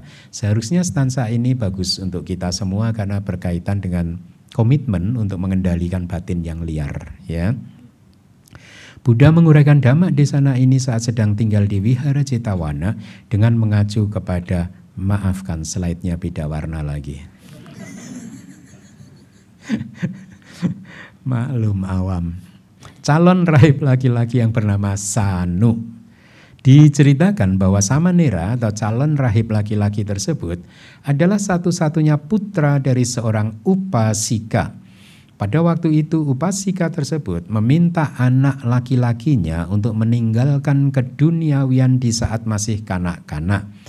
Sejak dari penahbisan dia, Samanera tersebut yang memiliki sila yang baik dan sempurna dalam melaksanakan kewajiban-kewajibannya, melaksanakan tugas dan kewajiban untuk guru penahbis dan juga tamu, itu semua dilaksanakan dengan baik oleh dia gitu. Jadi dulu ketika di Myanmar saya sering mendapat cerita-cerita inspiratif. Khususnya itu saya suka mendengarkan cerita dari Ledi Sayadaw. Cerita tentang Ledi Sayadaw, Ledi Sayadaw. Beliau ini termasuk salah satu Sayadaw walaupun hidupnya di tahun 1900-an. Ya. Beliau hidup kalau nggak salah sih 1920-an gitu mungkin ya, kalau saya tidak salah ya. Jadi saya tidak pernah bertemu dengan beliau, tetapi kehebatan beliau itu tersebar di seluruh Myanmar. Saya pernah membaca beberapa bukunya yang berbahasa Inggris tentunya, walaupun sulit dipahami tetapi selalu saja saya mempunyai respect. Salah satu karya beliau yang saya sangat ingin menerjemahkan adalah sebenarnya judulnya apa ya? Oh, Paramattadipani, Abhidhammatta Paramattadipani. Ini sesungguhnya adalah kitab komentar untuk Abhidhammatta Sanggaha. Ya, kalau di kelas Pusdiklat Abhidhamma saya sudah menyampaikan, walaupun banyak Sayadaw atau guru-guru atau bante-bante yang ahli Abhidhamma mencoba menulis komentar untuk kitab Abhidhammatta Sanggaha, tetapi ya salah satunya Ledi Sayadaw tadi, tetapi sampai hari ini tetap saja yang dipakai adalah Wibhawinitika. Ya. Nah, walaupun kitab Ledi Sayadaw tadi yang berjudul Paramattadipani belum diterjemahkan, saya belum menerjemahkannya. Masih kalah popularitasnya dengan Wibhawinitika, tetapi ketika saya membaca kitab tersebut, saya itu kadang bisa ini subjektif sih. Menurut saya beliau ini sangat cerdas, baik kecerdasan yang bersifat duniawi maupun kecerdasan spiritualnya, ya. Karena pandangan dan pendapat-pendapat beliau itu benar-benar banyak yang di luar dugaan kita, gitu. Sudah lama saya ingin menerjemahkannya, tetapi sayang sekali belum sempat karena tiba-tiba muncul proyek Nisaya kan. Ya, mudah-mudahan saya suatu hari nanti bisa menerjemahkan kitab tersebut karena kita ini sekarang kan sudah mulai banyak kan yang tidak takut lagi pada Abhidhamma kan. Jadi saya rasa kalau buku-buku yang bagus tentang Abhidhamma banyak diterjemahkan, maka akan bisa menginspirasi semakin banyak orang atau umat Buddha di Indonesia untuk menghormati dan mempelajari Abhidhamma. Baik, saya lanjutkan. Nah, Ledi Sayadaw tadi dalam salah satu biografinya itu disebutkan sejak ditahbiskan dia ini adalah seorang biku yang selalu melaksanakan tugas dan kewajibannya dengan sempurna. Tugas kewajiban terhadap gurunya, jadi murid itu ada kewajiban loh kepada gurunya gitu. Tidak setelah ditahbis lalu begitu saja, tetap saja ada kewajiban dan tugas yang harus dilaksanakan oleh seorang murid kepada gurunya, tapi juga tugas-tugas yang tidak harus dia laksanakan, misalkan kayak membersihkan wihara, itu Ledi Sayadaw membersihkannya. Menyikat kamar mandi, WC, itu dia yang lakukan. Mengisi bak kamar mandi, WC, padahal kalau di Myanmar itu wihara itu anggotanya atau bikunya itu bisa 1.000 orang. Bayangkan kalau 1.000 orang berapa banyak kamar mandinya. Itu beliau angkatin gitu. Pada waktu biku lain masih tidur, beliau bangun terlebih dahulu, mengisi bak air dan seterusnya gitu. Nah, itu sangat menginspirasi sih. Ya. Jadi Ledi Sayadaw itu salah satu biku yang saya ketahui dari bukunya itu sangat memperhatikan tugas dan kewajiban seorang biku. Oke, saya lanjutkan. Setelah bangun di pagi-pagi sekali di hari ke-8 dari suatu bulan Uposatha, dia mengisi air di sebuah bejana air, menyapu tempat untuk mendengarkan dhamma seperti tempat ini begitu ya, menyiapkan tempat duduk untuk Buddha dan menyalakan pelita, lalu dia mengumumkan dhamma sawana dengan suara yang semanis madu. Setelah mengetahui semangat calon rahib laki-laki tersebut, para rahib laki-laki berkata, "Wahai calon rahib laki-laki," atau "Wahai Samanera, sampaikanlah lantunan teks-teks suci dari kitab suci." Dengan tanpa mencari alasan, misalnya seperti, "Aduh, angin di jantung saya sedang menyakitkan, tubuh saya masih terasa berat." Dia enggak beralasan begitu. Samanera tersebut langsung menaiki mimbar dhamma, lalu melantunkan teks-teks suci seolah sedang menurunkan sungai Gangga dari angkasa, dan ketika turun dari mimbar pun dia berkata, "Saya mempersembahkan kebajikan dari pelantunan teks-teks suci ini kepada ibu dan ayah saya." Nah, ini juga teladan. Saya juga sering kan sampaikan kepada Anda, setiap kali Anda selesai melakukan kebajikan, jangan lupa Anda segera juga melimpahkan jasa-jasa kebajikan Anda tersebut. Bisa secara spesifik dengan menyebutkan kepada ayah ibu Anda yang sudah meninggal, atau secara umum kepada semua makhluk. Ya. Nah, Samanera tadi melakukan hal seperti itu. Para manusia tidak mengetahui kejadian tersebut, ya, akan tetapi ibunya yang telah terlahir kembali di kelahiran yang tanpa antara telah menjadi yakini. Yakini itu yaksa perempuan, ya. Datang bersama dengan para dewata. Jadi yaksa, yakini itu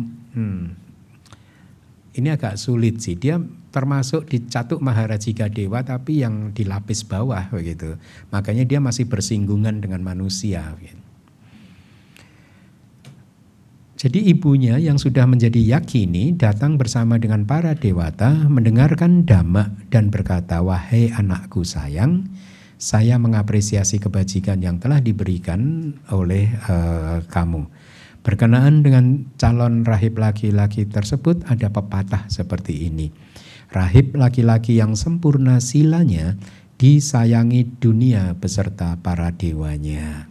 Ya, artinya disayangi manusia beserta juga dengan para dewanya. Para dewata yang memiliki sifat malu dan rasa hormat menganggap dia atau Samanera tersebut sebagai Maha Brahma dan menganggapnya seperti sebuah massa api karena bisa memberikan banyak manfaat. Mereka melihat ke dalam diri calon rahib laki-laki tersebut, yaitu sifat hormatnya kepada yakini yang dulunya adalah ibunya. Para dewata tersebut memberikan tempat duduk yang terbaik, air yang terbaik, dan sepotong makanan yang terbaik kepada yakini dengan berpikir bahwa dia adalah ibu dari Samanera. Ya, karena dia melihat Samaneranya ini berbakti kepada ibunya dan ibunya sekarang lahir sebagai yakini, maka para dewata pun juga akhirnya menghormati si yakini tadi, ibu dari Samanera tadi, semata-mata karena dia menghormati, melihat Samanera saja menghormatinya gitu. Ya. Itu juga yang pernah saya sampaikan kan, dulu bayangkan saya itu mengenal agama Buddha langsung ke luar negeri nggak tahu apa-apa. Tapi out of my faith saja, keyakinan saya yang tinggi, maka saya mencari guru di luar. Sering kali itu goyah saya.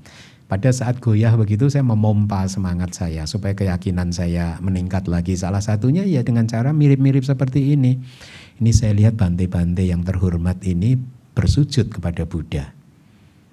Pasti punya alasan yang bagus yang saat ini saya nggak tahu.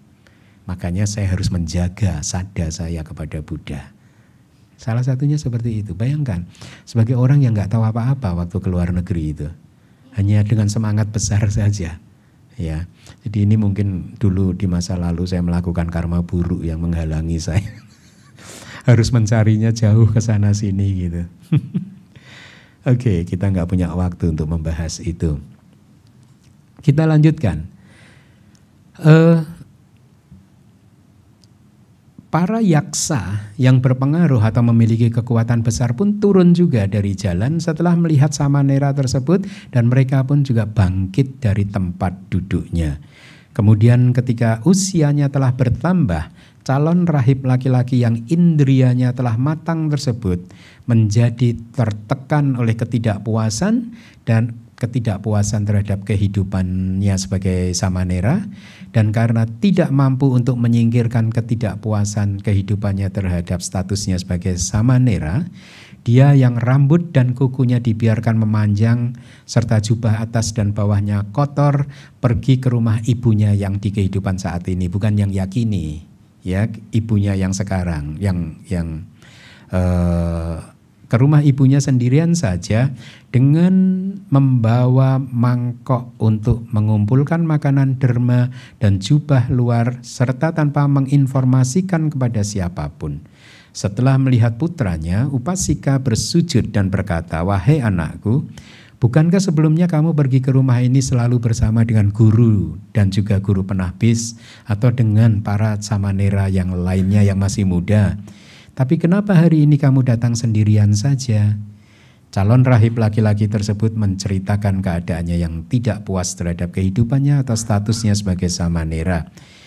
Upasika tersebut yang tidak mampu untuk meyakinkan putranya bahkan dengan nasihat pun akhirnya memperlihatkan bahayanya kehidupan rumah tangga dengan berbagai cara. Dengan tanpa menolak putranya, Upasika tadi berpikir, mungkin dia akan merealisasinya seiring dengan berjalannya waktu atau usia kedewasaannya bertambah. Lalu dia berkata, "Wahai anakku, berhentilah atau tunggulah sebentar. Saya mau menyiapkan bubur untuk kamu. Setelah meminum bubur, saya mau mengambil kain-kain yang bagus dan memberikannya kepada kamu." Lalu Upasika menyiapkan tempat duduk dan mempersilahkannya untuk duduk. Calon rahib laki-laki tersebut pun duduk. Hanya dalam waktu sekejap, Upasika berhasil menyiapkan dan mempersembahkan bubur serta manisan. Kemudian Upasika mencuci beras sambil duduk tidak jauh dari dia dan berkata, "Saya akan memasak nasi."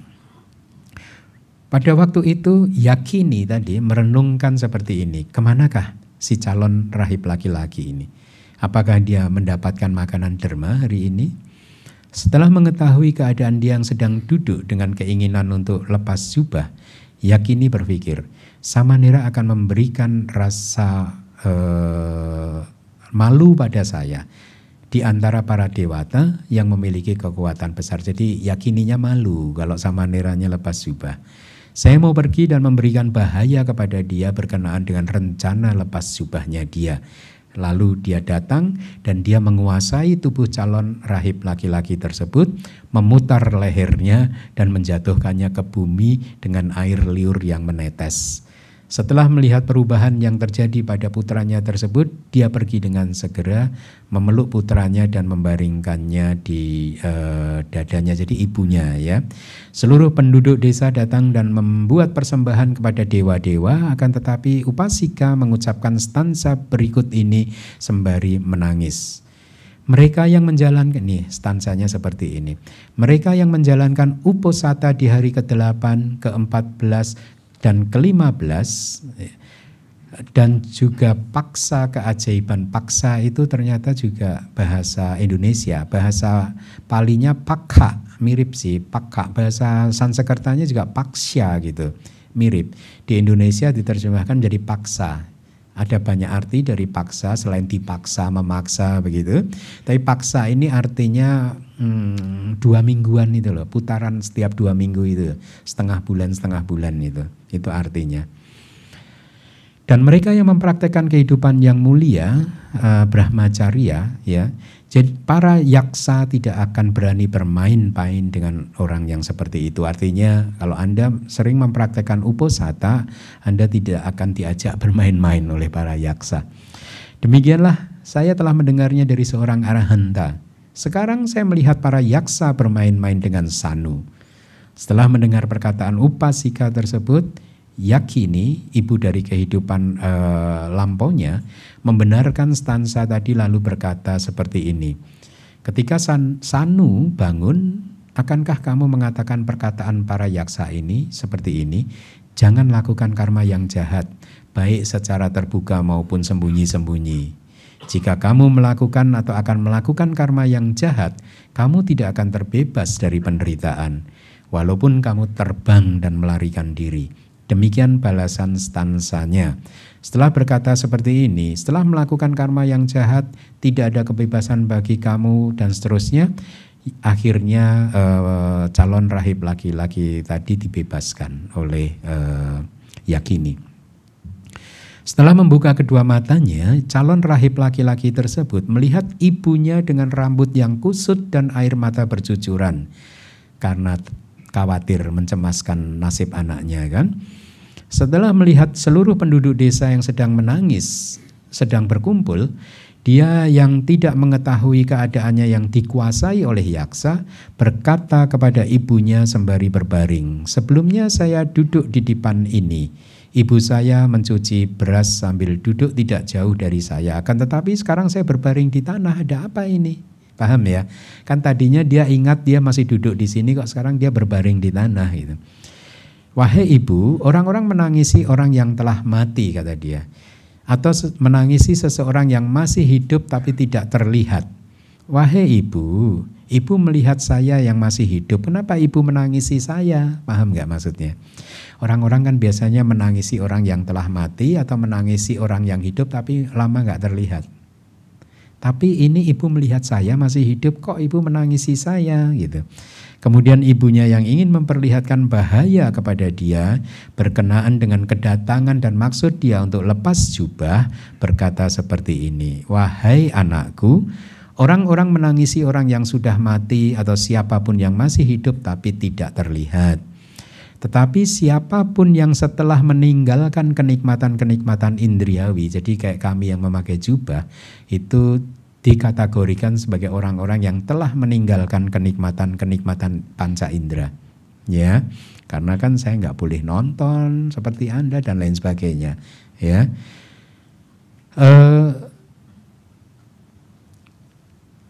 saya ulangi, tetapi siapapun yang setelah meninggalkan kenikmatan-kenikmatan indriawi lalu datang kembali ke kehidupan rumah tangga, ya, maka orang-orang juga menangisi orang yang seperti itu. Paham ya? Beda ya sama orang tua Indonesia ya. Syukur nak, sadar nak, udah balik lagi. Iya gak sih? Dulu waktu saya talk show kayaknya di Medan dulu gitu, saya bicara tentang perbedaan orang tua di Indonesia dan di Myanmar gitu. Saya kira-kira saya sampaikan begini, kalau orang tua di Myanmar, kalau ada salah satu anaknya tidak memakai jubah, ya, kalau tidak ada anaknya yang memakai jubah, mereka malu. Mereka malu karena dianggap mereka gagal mendidik anak-anaknya. Ini zaman saya hidup di sana dulu ya. Lalu kalau anaknya yang sudah memakai jubah itu lepas jubah, mereka malu. Ya. Nah itu kan kebalikan dulu waktu saya talk show dengan yang di sini di Indonesia gitu. Di Indonesia ini kalau ada orang tua anaknya pakai jubah malu. Kalau anak yang pakai jubah lepas jubah seneng. Oh syukur akhirnya sadar nah kamu. Terus ada tuh yang bertanya, "Bante, sebenarnya kami itu juga suka Bante, kalau anak itu pakai jubah kami suka, asal jangan anak saya," gitu. Ada aja. Oke, saya lanjutkan. Jadi orang-orang juga menangisi orang yang lepas jubah, ya. Orang yang masih hidup yang seperti itu, yang lepas jubah, sesungguhnya orang itu walaupun masih hidup, tapi dia sesungguhnya sudah mati. Setelah berkata seperti itu, dia membuat perumpamaan slide. Kehidupan rumah tangga mirip dengan bara api yang panas dan mirip dengan neraka. Dia yang memperlihatkan bahaya di dalam kehidupan rumah tangga mengatakannya lagi seperti ini. Jadi ibunya berkata lagi, "Wahai anakku, ada bara api yang panas di kedua sisinya. Apakah kamu berkeinginan untuk jatuh ke dalam bara api tersebut?" Artinya panas di kedua sisinya itu sebenarnya kalau ekspresi Pali itu artinya panas di semua sisinya begitu. Terus dia berkata lagi, "Wahai anakku, ada neraka yang panas di kedua sisinya. Apakah kamu berkeinginan untuk jatuh ke dalam neraka?" Kemudian untuk memperlihatkan makna berikut ini kepada putranya, yaitu makna seperti ini, "Wahai anakku, semoga ada keberuntungan buat kamu. Akan tetapi, anak kecil kami yang telah meninggalkan keduniawian di dalam Buddha Sasana," jadi dia menyindir anaknya dengan dalam tanda kutip lah, menyindir. "Anak kecil kami yang sudah meninggalkan keduniawian di dalam Buddha Sasana saat ini sedang terbakar." Ya, sedang terbakar oleh keinginannya, ya terbakar di dalam kehidupan rumah tangga, ingin memasuki kehidupan rumah tangga. Setelah mengeluarkan dia dari rumah, seperti mengeluarkan barang-barang dari rumah, ya. Dia sekarang ingin kembali lagi, maka lindungilah kami, gitu kata ibunya. Ibunya berkata seperti karena ingin menyampaikan makna tadi, ibunya berkata kepada Samanera seperti ini. Kepada siapa kami mengadu? Kepada siapa kami bisa mendapatkan bantuan? Lalu dia mengucapkan stanza berikut ini. Larilah, semoga keberuntungan menyertaimu. Kepada siapakah kami dapat menyuarakan kesedihan kami? Sebagai barang yang telah terselamatkan dari api, engkau ingin dibakar lagi. Ini bagus loh ibunya ya. Anda menasihati anak-anak Anda gitu enggak? Kok ketawa? Gitu enggak? Enggak, ada yang enggak. Terima kasih atas kejujuran Anda. Ya, oke. Ketika ibunya sedang berbicara, Sanu mencermati setiap perkataan ibunya dan berkata, tidak ada manfaatnya bagi saya dengan keadaan sebagai orang awam. Artinya dia menyadari nih, ternyata nggak ada manfaatnya untuk kembali menjadi orang awam. Dan ibunya pun puas lalu berkata, bagus wahai anakku. Ibunya lalu memberi makan makanan yang lezat kepada dia dan bertanya, berapa umurmu sekarang wahai anakku? Setelah mengetahui keadaan usianya yang telah memenuhi syarat untuk menjadi biku, dia mempersembahkan tik ciwara, itu syarat untuk menjadi biku, salah satu syarat untuk menjadi biku. 3 lembar kain, 3 lembar jubah yang saya pakai ini. Calon rahib laki-laki yang telah memiliki mangkok untuk mengumpulkan makanan derma dan jubah yang lengkap, akhirnya menerima penahbisan penuh sebagai seorang biku. Dan Buddha yang ingin membangkitkan usaha dia untuk mengendalikan pikiran dia yang baru saja ditahbiskan berkata seperti ini. Tidak ada keselamatan bagi seseorang yang tidak mengendalikan pikirannya, yang melakukan perjalanan untuk waktu yang lama di antara objek yang berbeda-beda. Pikiran Anda itu mungkin ya sudah sejak awal samsara seringkali mengembara ke objek yang berbeda-beda, yaitu objek panca indera dan objek pikiran-pikiran Anda. Jarang sekali pikiran Anda mencapai kemanunggalan. Ya, oleh karena itu cobalah Anda untuk berlatih meditasi, ya, supaya pikiran Anda tidak liar ke sana kemari, karena pikiran yang liar tidak akan pernah bisa memberikan kedamaian.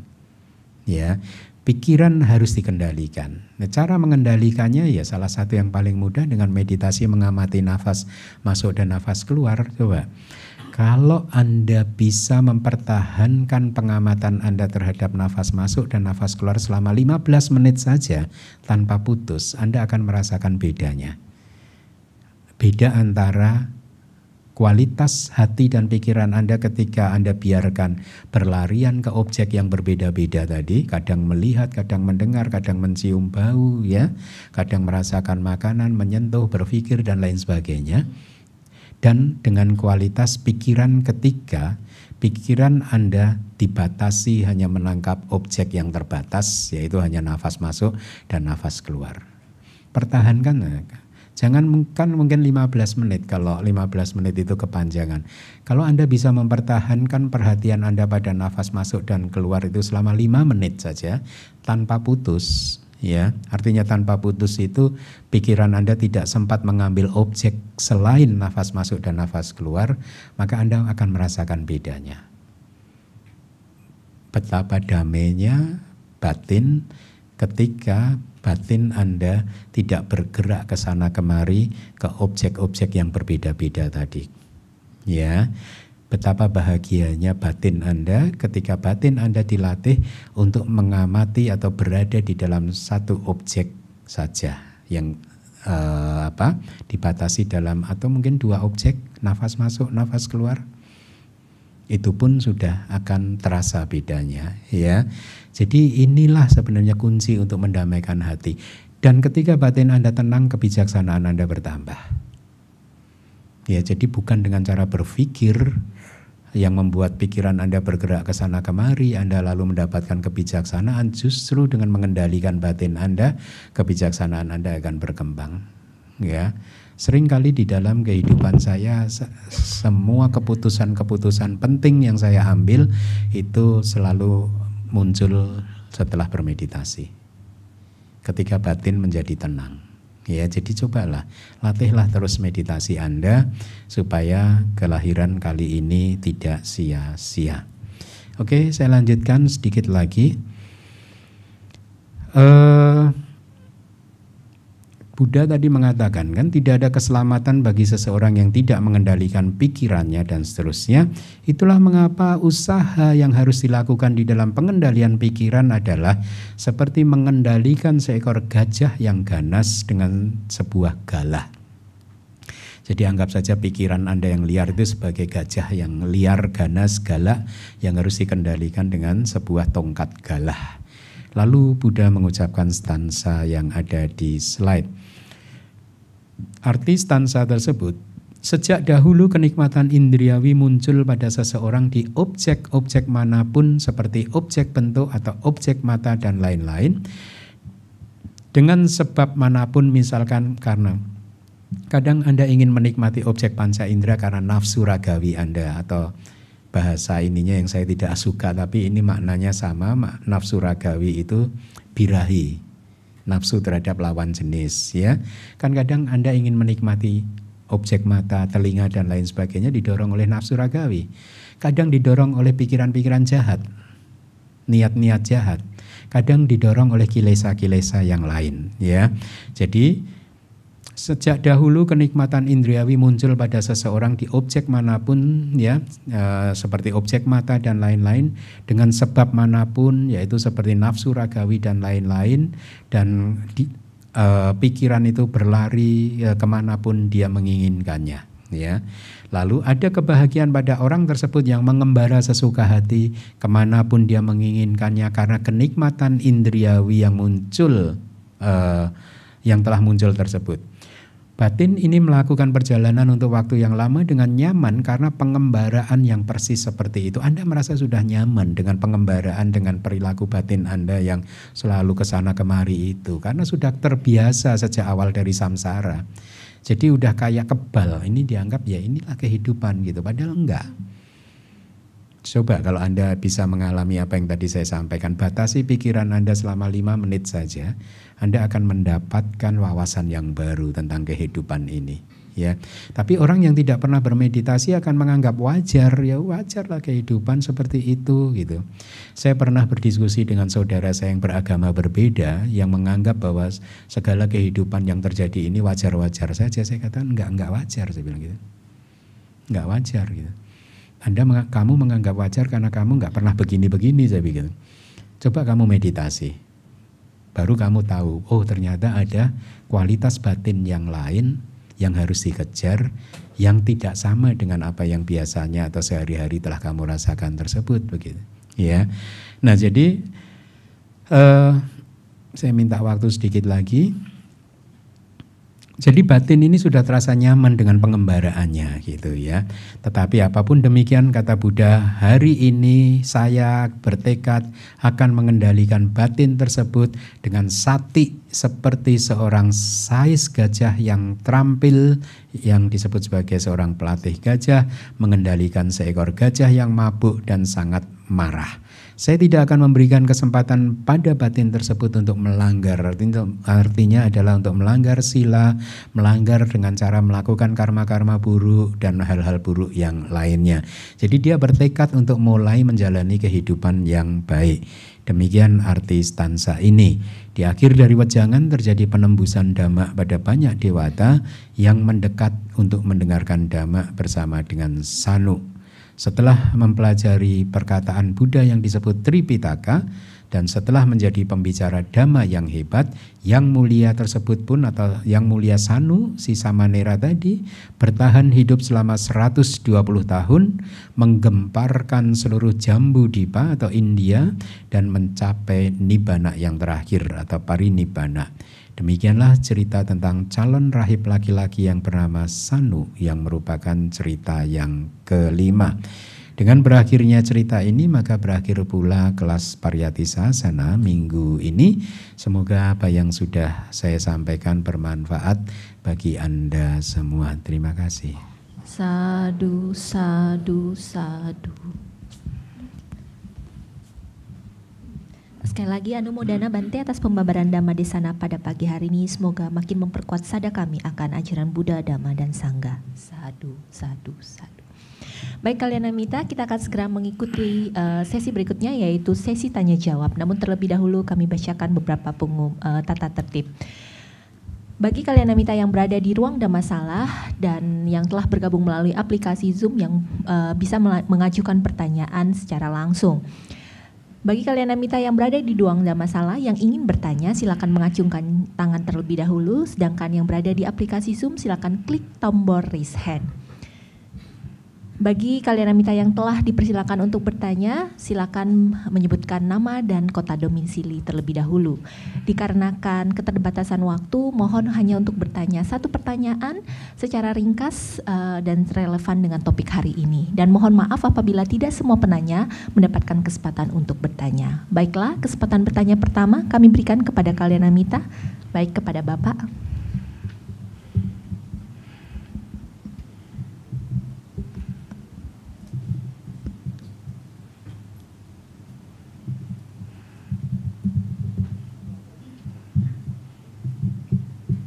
Wandami Bante dengan Idra, selamat pagi. Ya. Bante tadi di prolog Bante ada cerita tentang perubahan seseorang yang secara drastis. Kalau saya menangkap ini sepertinya kan perubahannya ke negatif ya Bante? Ke apa? Ke arah negatif Oh, ya. iya.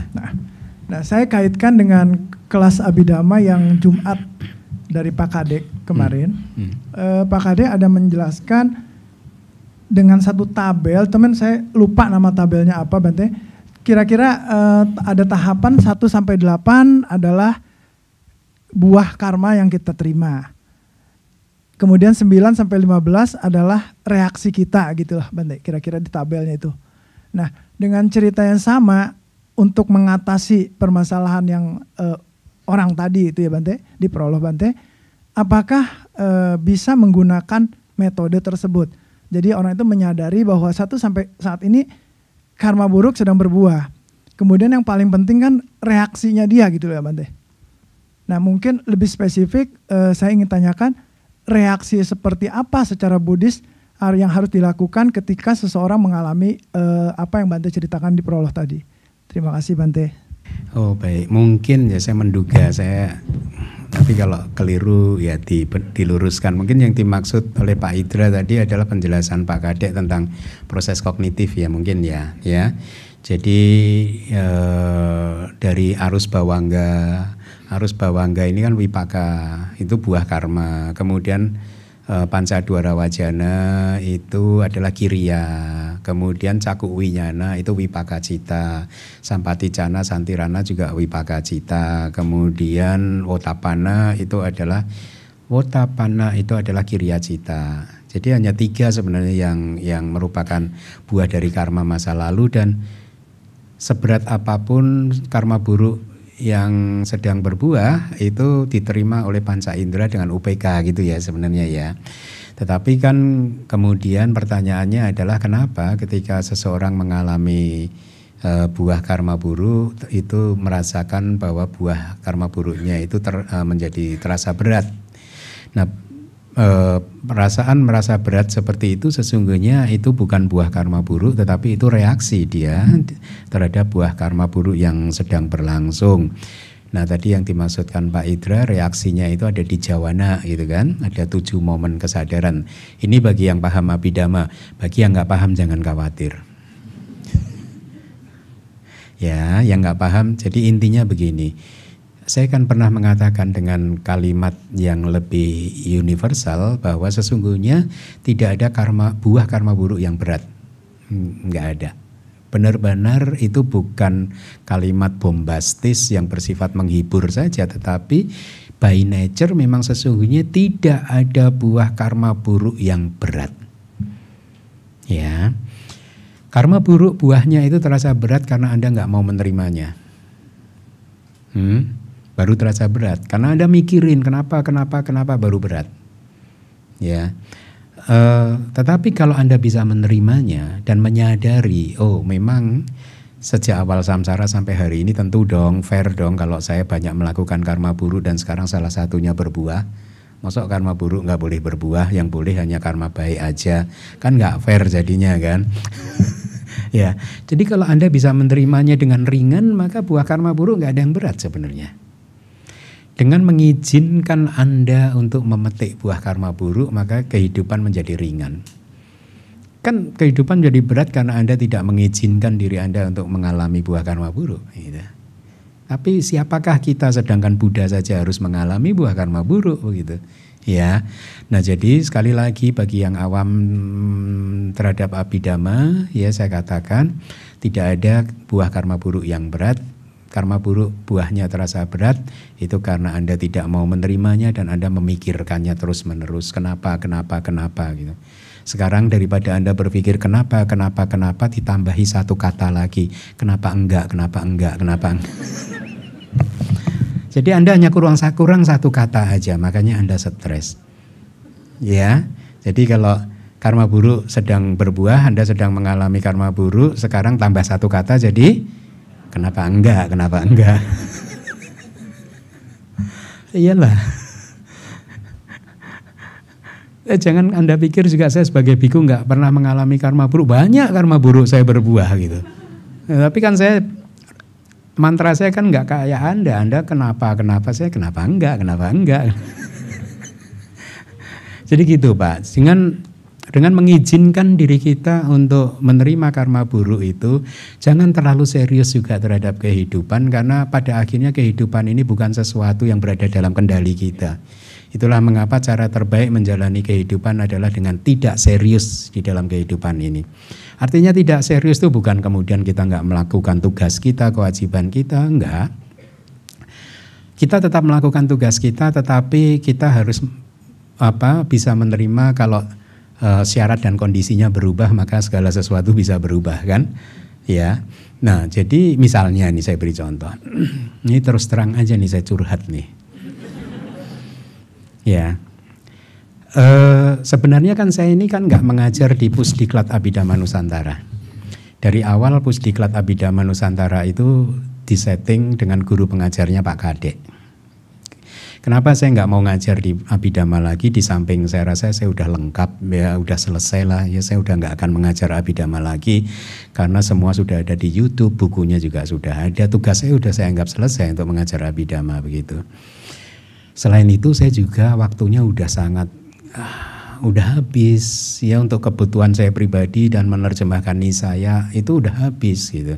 Menyiapkan materi kelas hari Minggu udah nggak punya waktu luang lagi. Jadi dengan alasan itu sejak awal saya diskusi dengan ketua yayasan, saya nggak akan ngajar di Pusdiklat. Bukan alasan yang negatif, saya rasa ini alasan yang cukup masuk akal dan bijaksana. Biar saya meneruskan tugas saya menerjemahkan Majjhima Nikaya saja. Tetapi last minute saya baru aware gitu. Ini pendaftarnya kelas Pusdiklat ini 1.700 lebih nih. 1.700 siswa Pusdiklat Abhidhamma. Kalau sejak hari pertama kelasnya itu online karena Pak Kadek kan ada di Myanmar nih. Kalau online, saya kasihan nih yang 1.700 nanti kecewa dong. Ya saya pikir ini pikiran saya sih. Mungkin Anda nggak kecewa, saya yang salah. Tapi anggap saja ini kebaikan hati saya pada Anda yang ya singkat cerita, last minute saya putuskan, Bu Sylvia, saya mengajar. Untuk mengisi selama Pak Kadek ada di Myanmar, saya yang ngajar gitu. Dan saya tahu konsekuensinya, saya nggak akan bisa menerjemahkan Nisaya lagi. Jadi sejak ada Pusdiklat Abhidhamma itu saya berhenti nggak menerjemahkan Nisaya. Karena kan saya juga harus menyiapkan menerjemahkan Wibawinitika dan lain sebagainya lagi gitu. Karena saya pengen maksimal, saya pikir sekalian lah ini hitung-hitung menerjemahkan kitab baru lagi begitu. Ya itu yang saya maksud, nggak usah terlalu serius dengan kehidupan. Tapi bukan berarti kita nggak melaksanakan tugas dan kewajiban loh. Saya sadar bahwa tugas dan kewajiban saya akan berubah di masa depan ketika terms and conditionsnya berubah. Ya, maka saya harus siap untuk bisa menerima itu. Ya sudah, saya just menjadi orang yang fleksibel aja. Oke, ini saya dikesampingkan dulu, saya kerjakan kelas yang ini dulu, nggak apa-apa. saya menikmatinya gitu. Nah kalau orang yang terlalu kaku kan akan berpikir, aduh gara-gara begini jadi nih saya berhenti, tidur kepikiran terus, malah kehilangan keceriaannya nanti, kehilangan kedamaian dan kebahagiaannya gitu. Nah jadi itu syarat pertama, jangan dipikirin, jangan serius terhadap kehidupan ini walaupun kewajiban tetap dilaksanakan, karena pada akhirnya apa yang di masa depan itu yang akan terjadi itu dipengaruhi oleh banyak hal, oleh karma masa lalu dan lain sebagainya. Ya, kedua, dengan merenungkan, dengan menerapkan Yoniso Manasikara, Pak Idra. Jadi ketika sedang menghadapi buah karma buruk gitu, munculkanlah Yoniso Manasikara. Yoniso Manasikara itu adalah perhatian yang bijaksana yang memberitahukan kepada diri kita sendiri bahwa apa yang sedang kita alami ini adalah sesuatu yang anicca, dukkha, anatta, asubha. 4. Tidak kekal, penderitaan, bukan diri, dan tidak indah. Ya, tidak indah itu berkaitan kalau Anda tertarik dengan lawan jenis, ya semuanya gitu. si A ganteng sekali, enggak indah. Atau si B cantik, enggak indah, enggak cantik. Begitu. Jadi dengan membangkitkan Yoniso Manasikara, maka Pak Idra akan bisa menerima buah karma buruk itu dengan positif. Karena ketika Pak Idra membangkitkan Yoniso Manasikara, maka efeknya, jawananya adalah mahakusala. Bukan akusala cita, tapi mahakusala cita. Salah satu syarat untuk memunculkan mahakusala cita adalah dengan menerapkan Yoniso Manasikara. Ya, sabbe kusala dhamma yoniso manasikara mulaka, kata Buddha. Ya, semua dhamma-dhamma yang kusala memiliki awal akar sebab, yaitu Yoniso Manasikara. Jadi ketika Pak Idra mempraktekkan Yoniso Manasikara, maka jawananya akan menjadi mahakusala. Artinya ketika Pak yang awam, kalau Anda mempraktekkan Yoniso Manasikara, maka batin Anda akan menjadi positif. Kilesa tidak akan menyerang, menyerbu, menguasai Anda. Demikian Pak. Baik. Sadu. Terima kasih Bante atas penjelasannya. Selanjutnya kami akan beralih kepada Saudara Devin yang telah bergabung melalui aplikasi Zoom. Silakan. Wandami Bante, sejak pagi. Suara saya kedengaran jelas nggak Bante? Terdengar Devin. Bante. Tadi kan diceritakan ada tentang kewajiban anak merawat orang tua ya Bante. Tapi bertumpuk-tumpuk ya Devin. Yang kurang jelas. Coba lagi. Iya Bante. Tadi kan ada dibahas tentang kewajiban anak merawat orang tua ya Bante ya. Kedengaran Bante?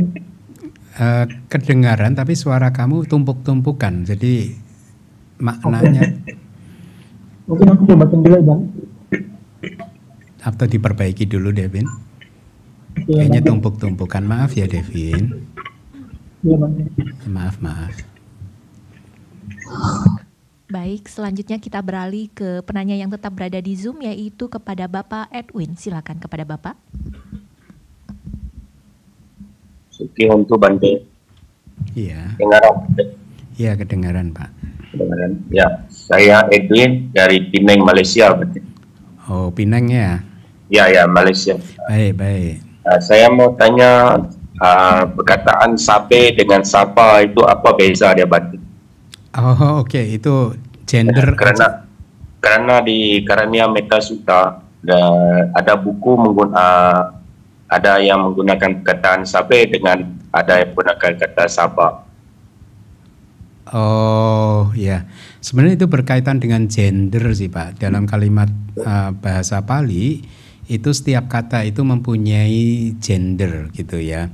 Sabba, saya pastikan ya Pak. Jadi sabe itu mungkin neuter, netral. Sabba itu adalah maskulin gitu. Jadi itu teknis ini saja sih Pak. Maknanya sih sama semua Pak. Artinya sabe, sabba itu maknanya sama. Sebentar ya.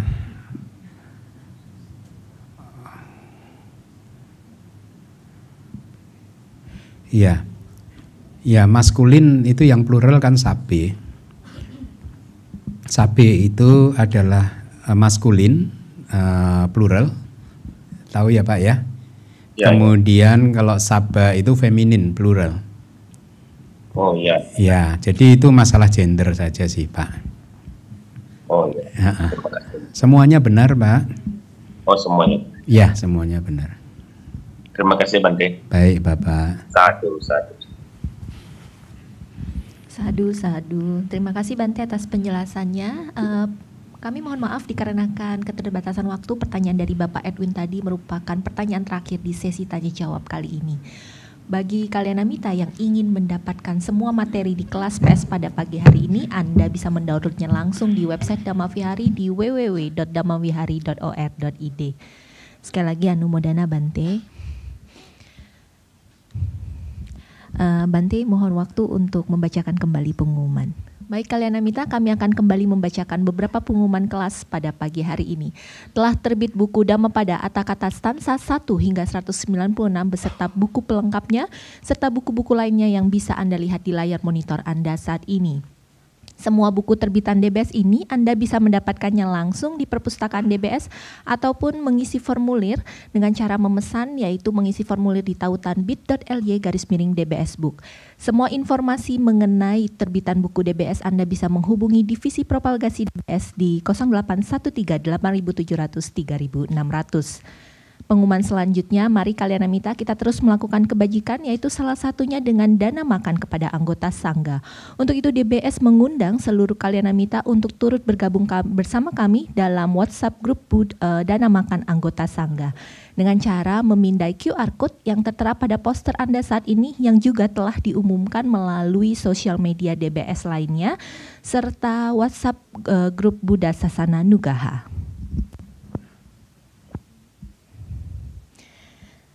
Segera terbit Idama dengan judul Para Bawa Sutta atau diskursus tentang kerutuhan sebab yang keempat. Bagi kalian Amita yang ingin mendukung proyek Idama ini dapat dilakukan dengan cara transfer ke rekening Yayasan Dhamma Vihari kode transfer 73. Melanjutkan buku sebelumnya, dengan penuh sukacita DBS akan menerbitkan satu lagi buku karya Ashin Keminda berupa terjemahan kitab Majjhima Nikaya dan Atthakatha, yaitu Mula Pariyayawaga atau kelompok diskursus tentang akar. Buku ini akan diluncurkan bertepatan dengan perayaan Katina DBS di November mendatang. Dukungan dana buku Mula Pariyayawaga ini dengan cara transfer ke Yayasan Dhamma Vihari kode transfer 33, batas akhir dana hingga 22 Oktober 2023. DBS sedang mempersiapkan terjemahan buku Pedoman Studi Abhidhamma volume 3 karya Sayadaw U. Silananda yang merupakan lanjutan volume sebelumnya yang akan semakin melengkapi wawasan pentingnya mempelajari Abhidhamma. Dukungan dana transfer dengan kode 53 di akhir dana nominal Anda dan kami tunggu hingga 30 September 2023. DBS juga akan mencetak buku anak seri Dhammapada Pupawaga atau stansa tentang Puspa bagian kedua. Dukungan dana Anda dengan kode transfer 83, batas akhir dana hingga 30 September 2023. DBS juga sedang dalam proses pembuatan Palinisaya Indonesia, yaitu proyek penerjemahan kata demi kata kitab Tipitaka dan kitab komentar langsung dari bahasa Pali.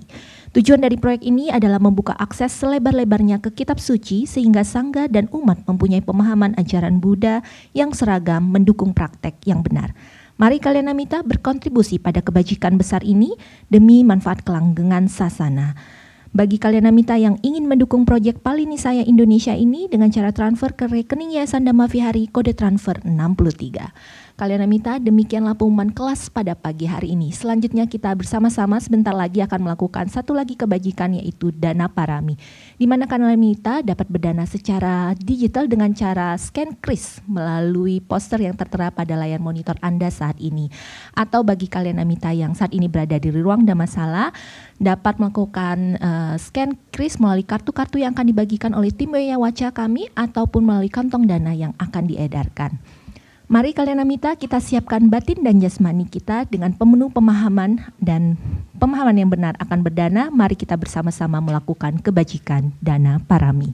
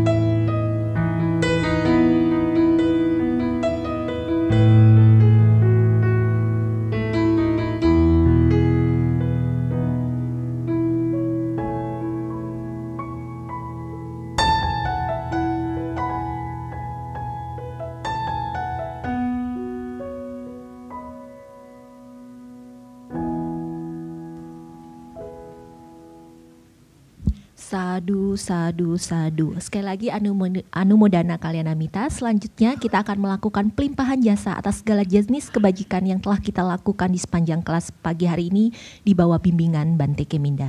Untuk itu kepada Bante Keminda kami mohon bimbingannya. Silakan Bante. Baik, sebelum saya membimbing Anda, saya ingin menyampaikan. Tapi pertama, hari ini Anda dapat mantra untuk meringankan beban hidup Anda.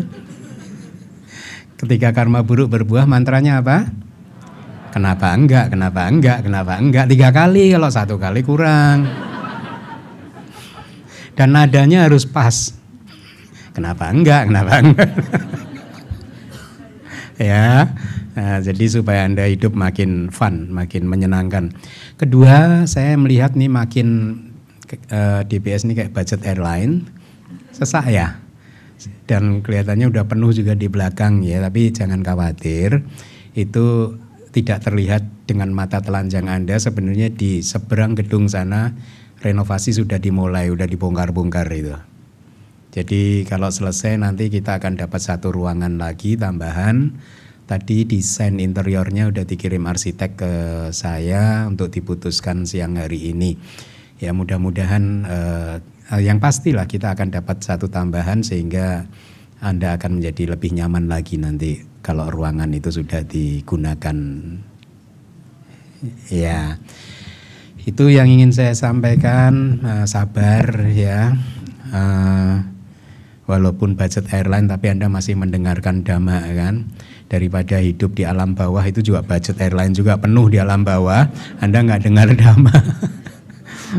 Jadi dengan merenungkan seperti itu Anda masih bisa bersyukur. Oke, ikuti saya. Idang me punya, Idang me punya, asawa kaya, wahang hotu, idang me punya, Idang me punya, nibbanasa, pacayo, hotu, mama punya baga, sabak satana, bajemi, desabe, me sama, punya bagan, labantu. Semoga jasa kebajikan saya ini mengalir ke arah kehancuran noda-noda batin. Semoga jasa kebajikan saya ini menjadi kondisi untuk merealisasi nibbana. Saya membagikan bagian kebajikan ini kepada semua makhluk. Semoga mereka semua mendapatkan bagian kebajikan yang sama dengan saya. Sadu, sadu.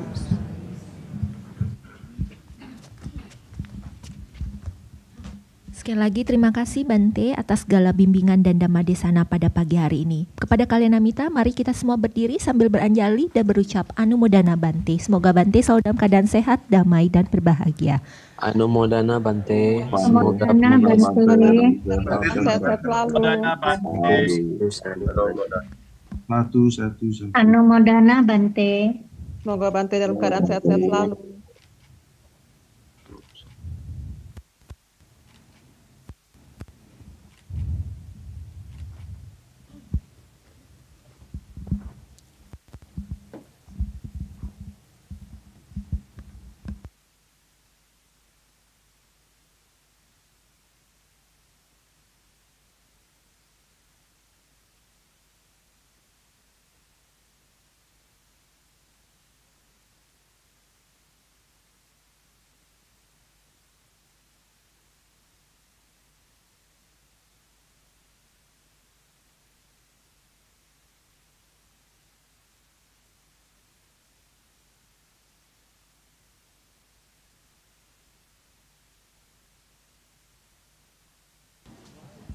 Demikianlah kelas PS pada pagi hari ini. Sekali lagi terima kasih kepada semua donatur sehingga bisa terlangsungnya kelas pada pagi hari ini. Akhir kata saya Eli mewakili segenap tim Muya Waca dan staf DBS yang bertugas mengucapkan banyak terima kasih atas kebersamaan kalian Namita dari awal hingga akhir kelas ini berlangsung. Tak lupa kami juga memohon maaf atas segala kekurangan yang terjadi. Sukihotu kalian Namita, semoga kita semua selalu dalam keadaan sehat, damai dan berbahagia. Sadu, sadu, sadu. Sampai jumpa.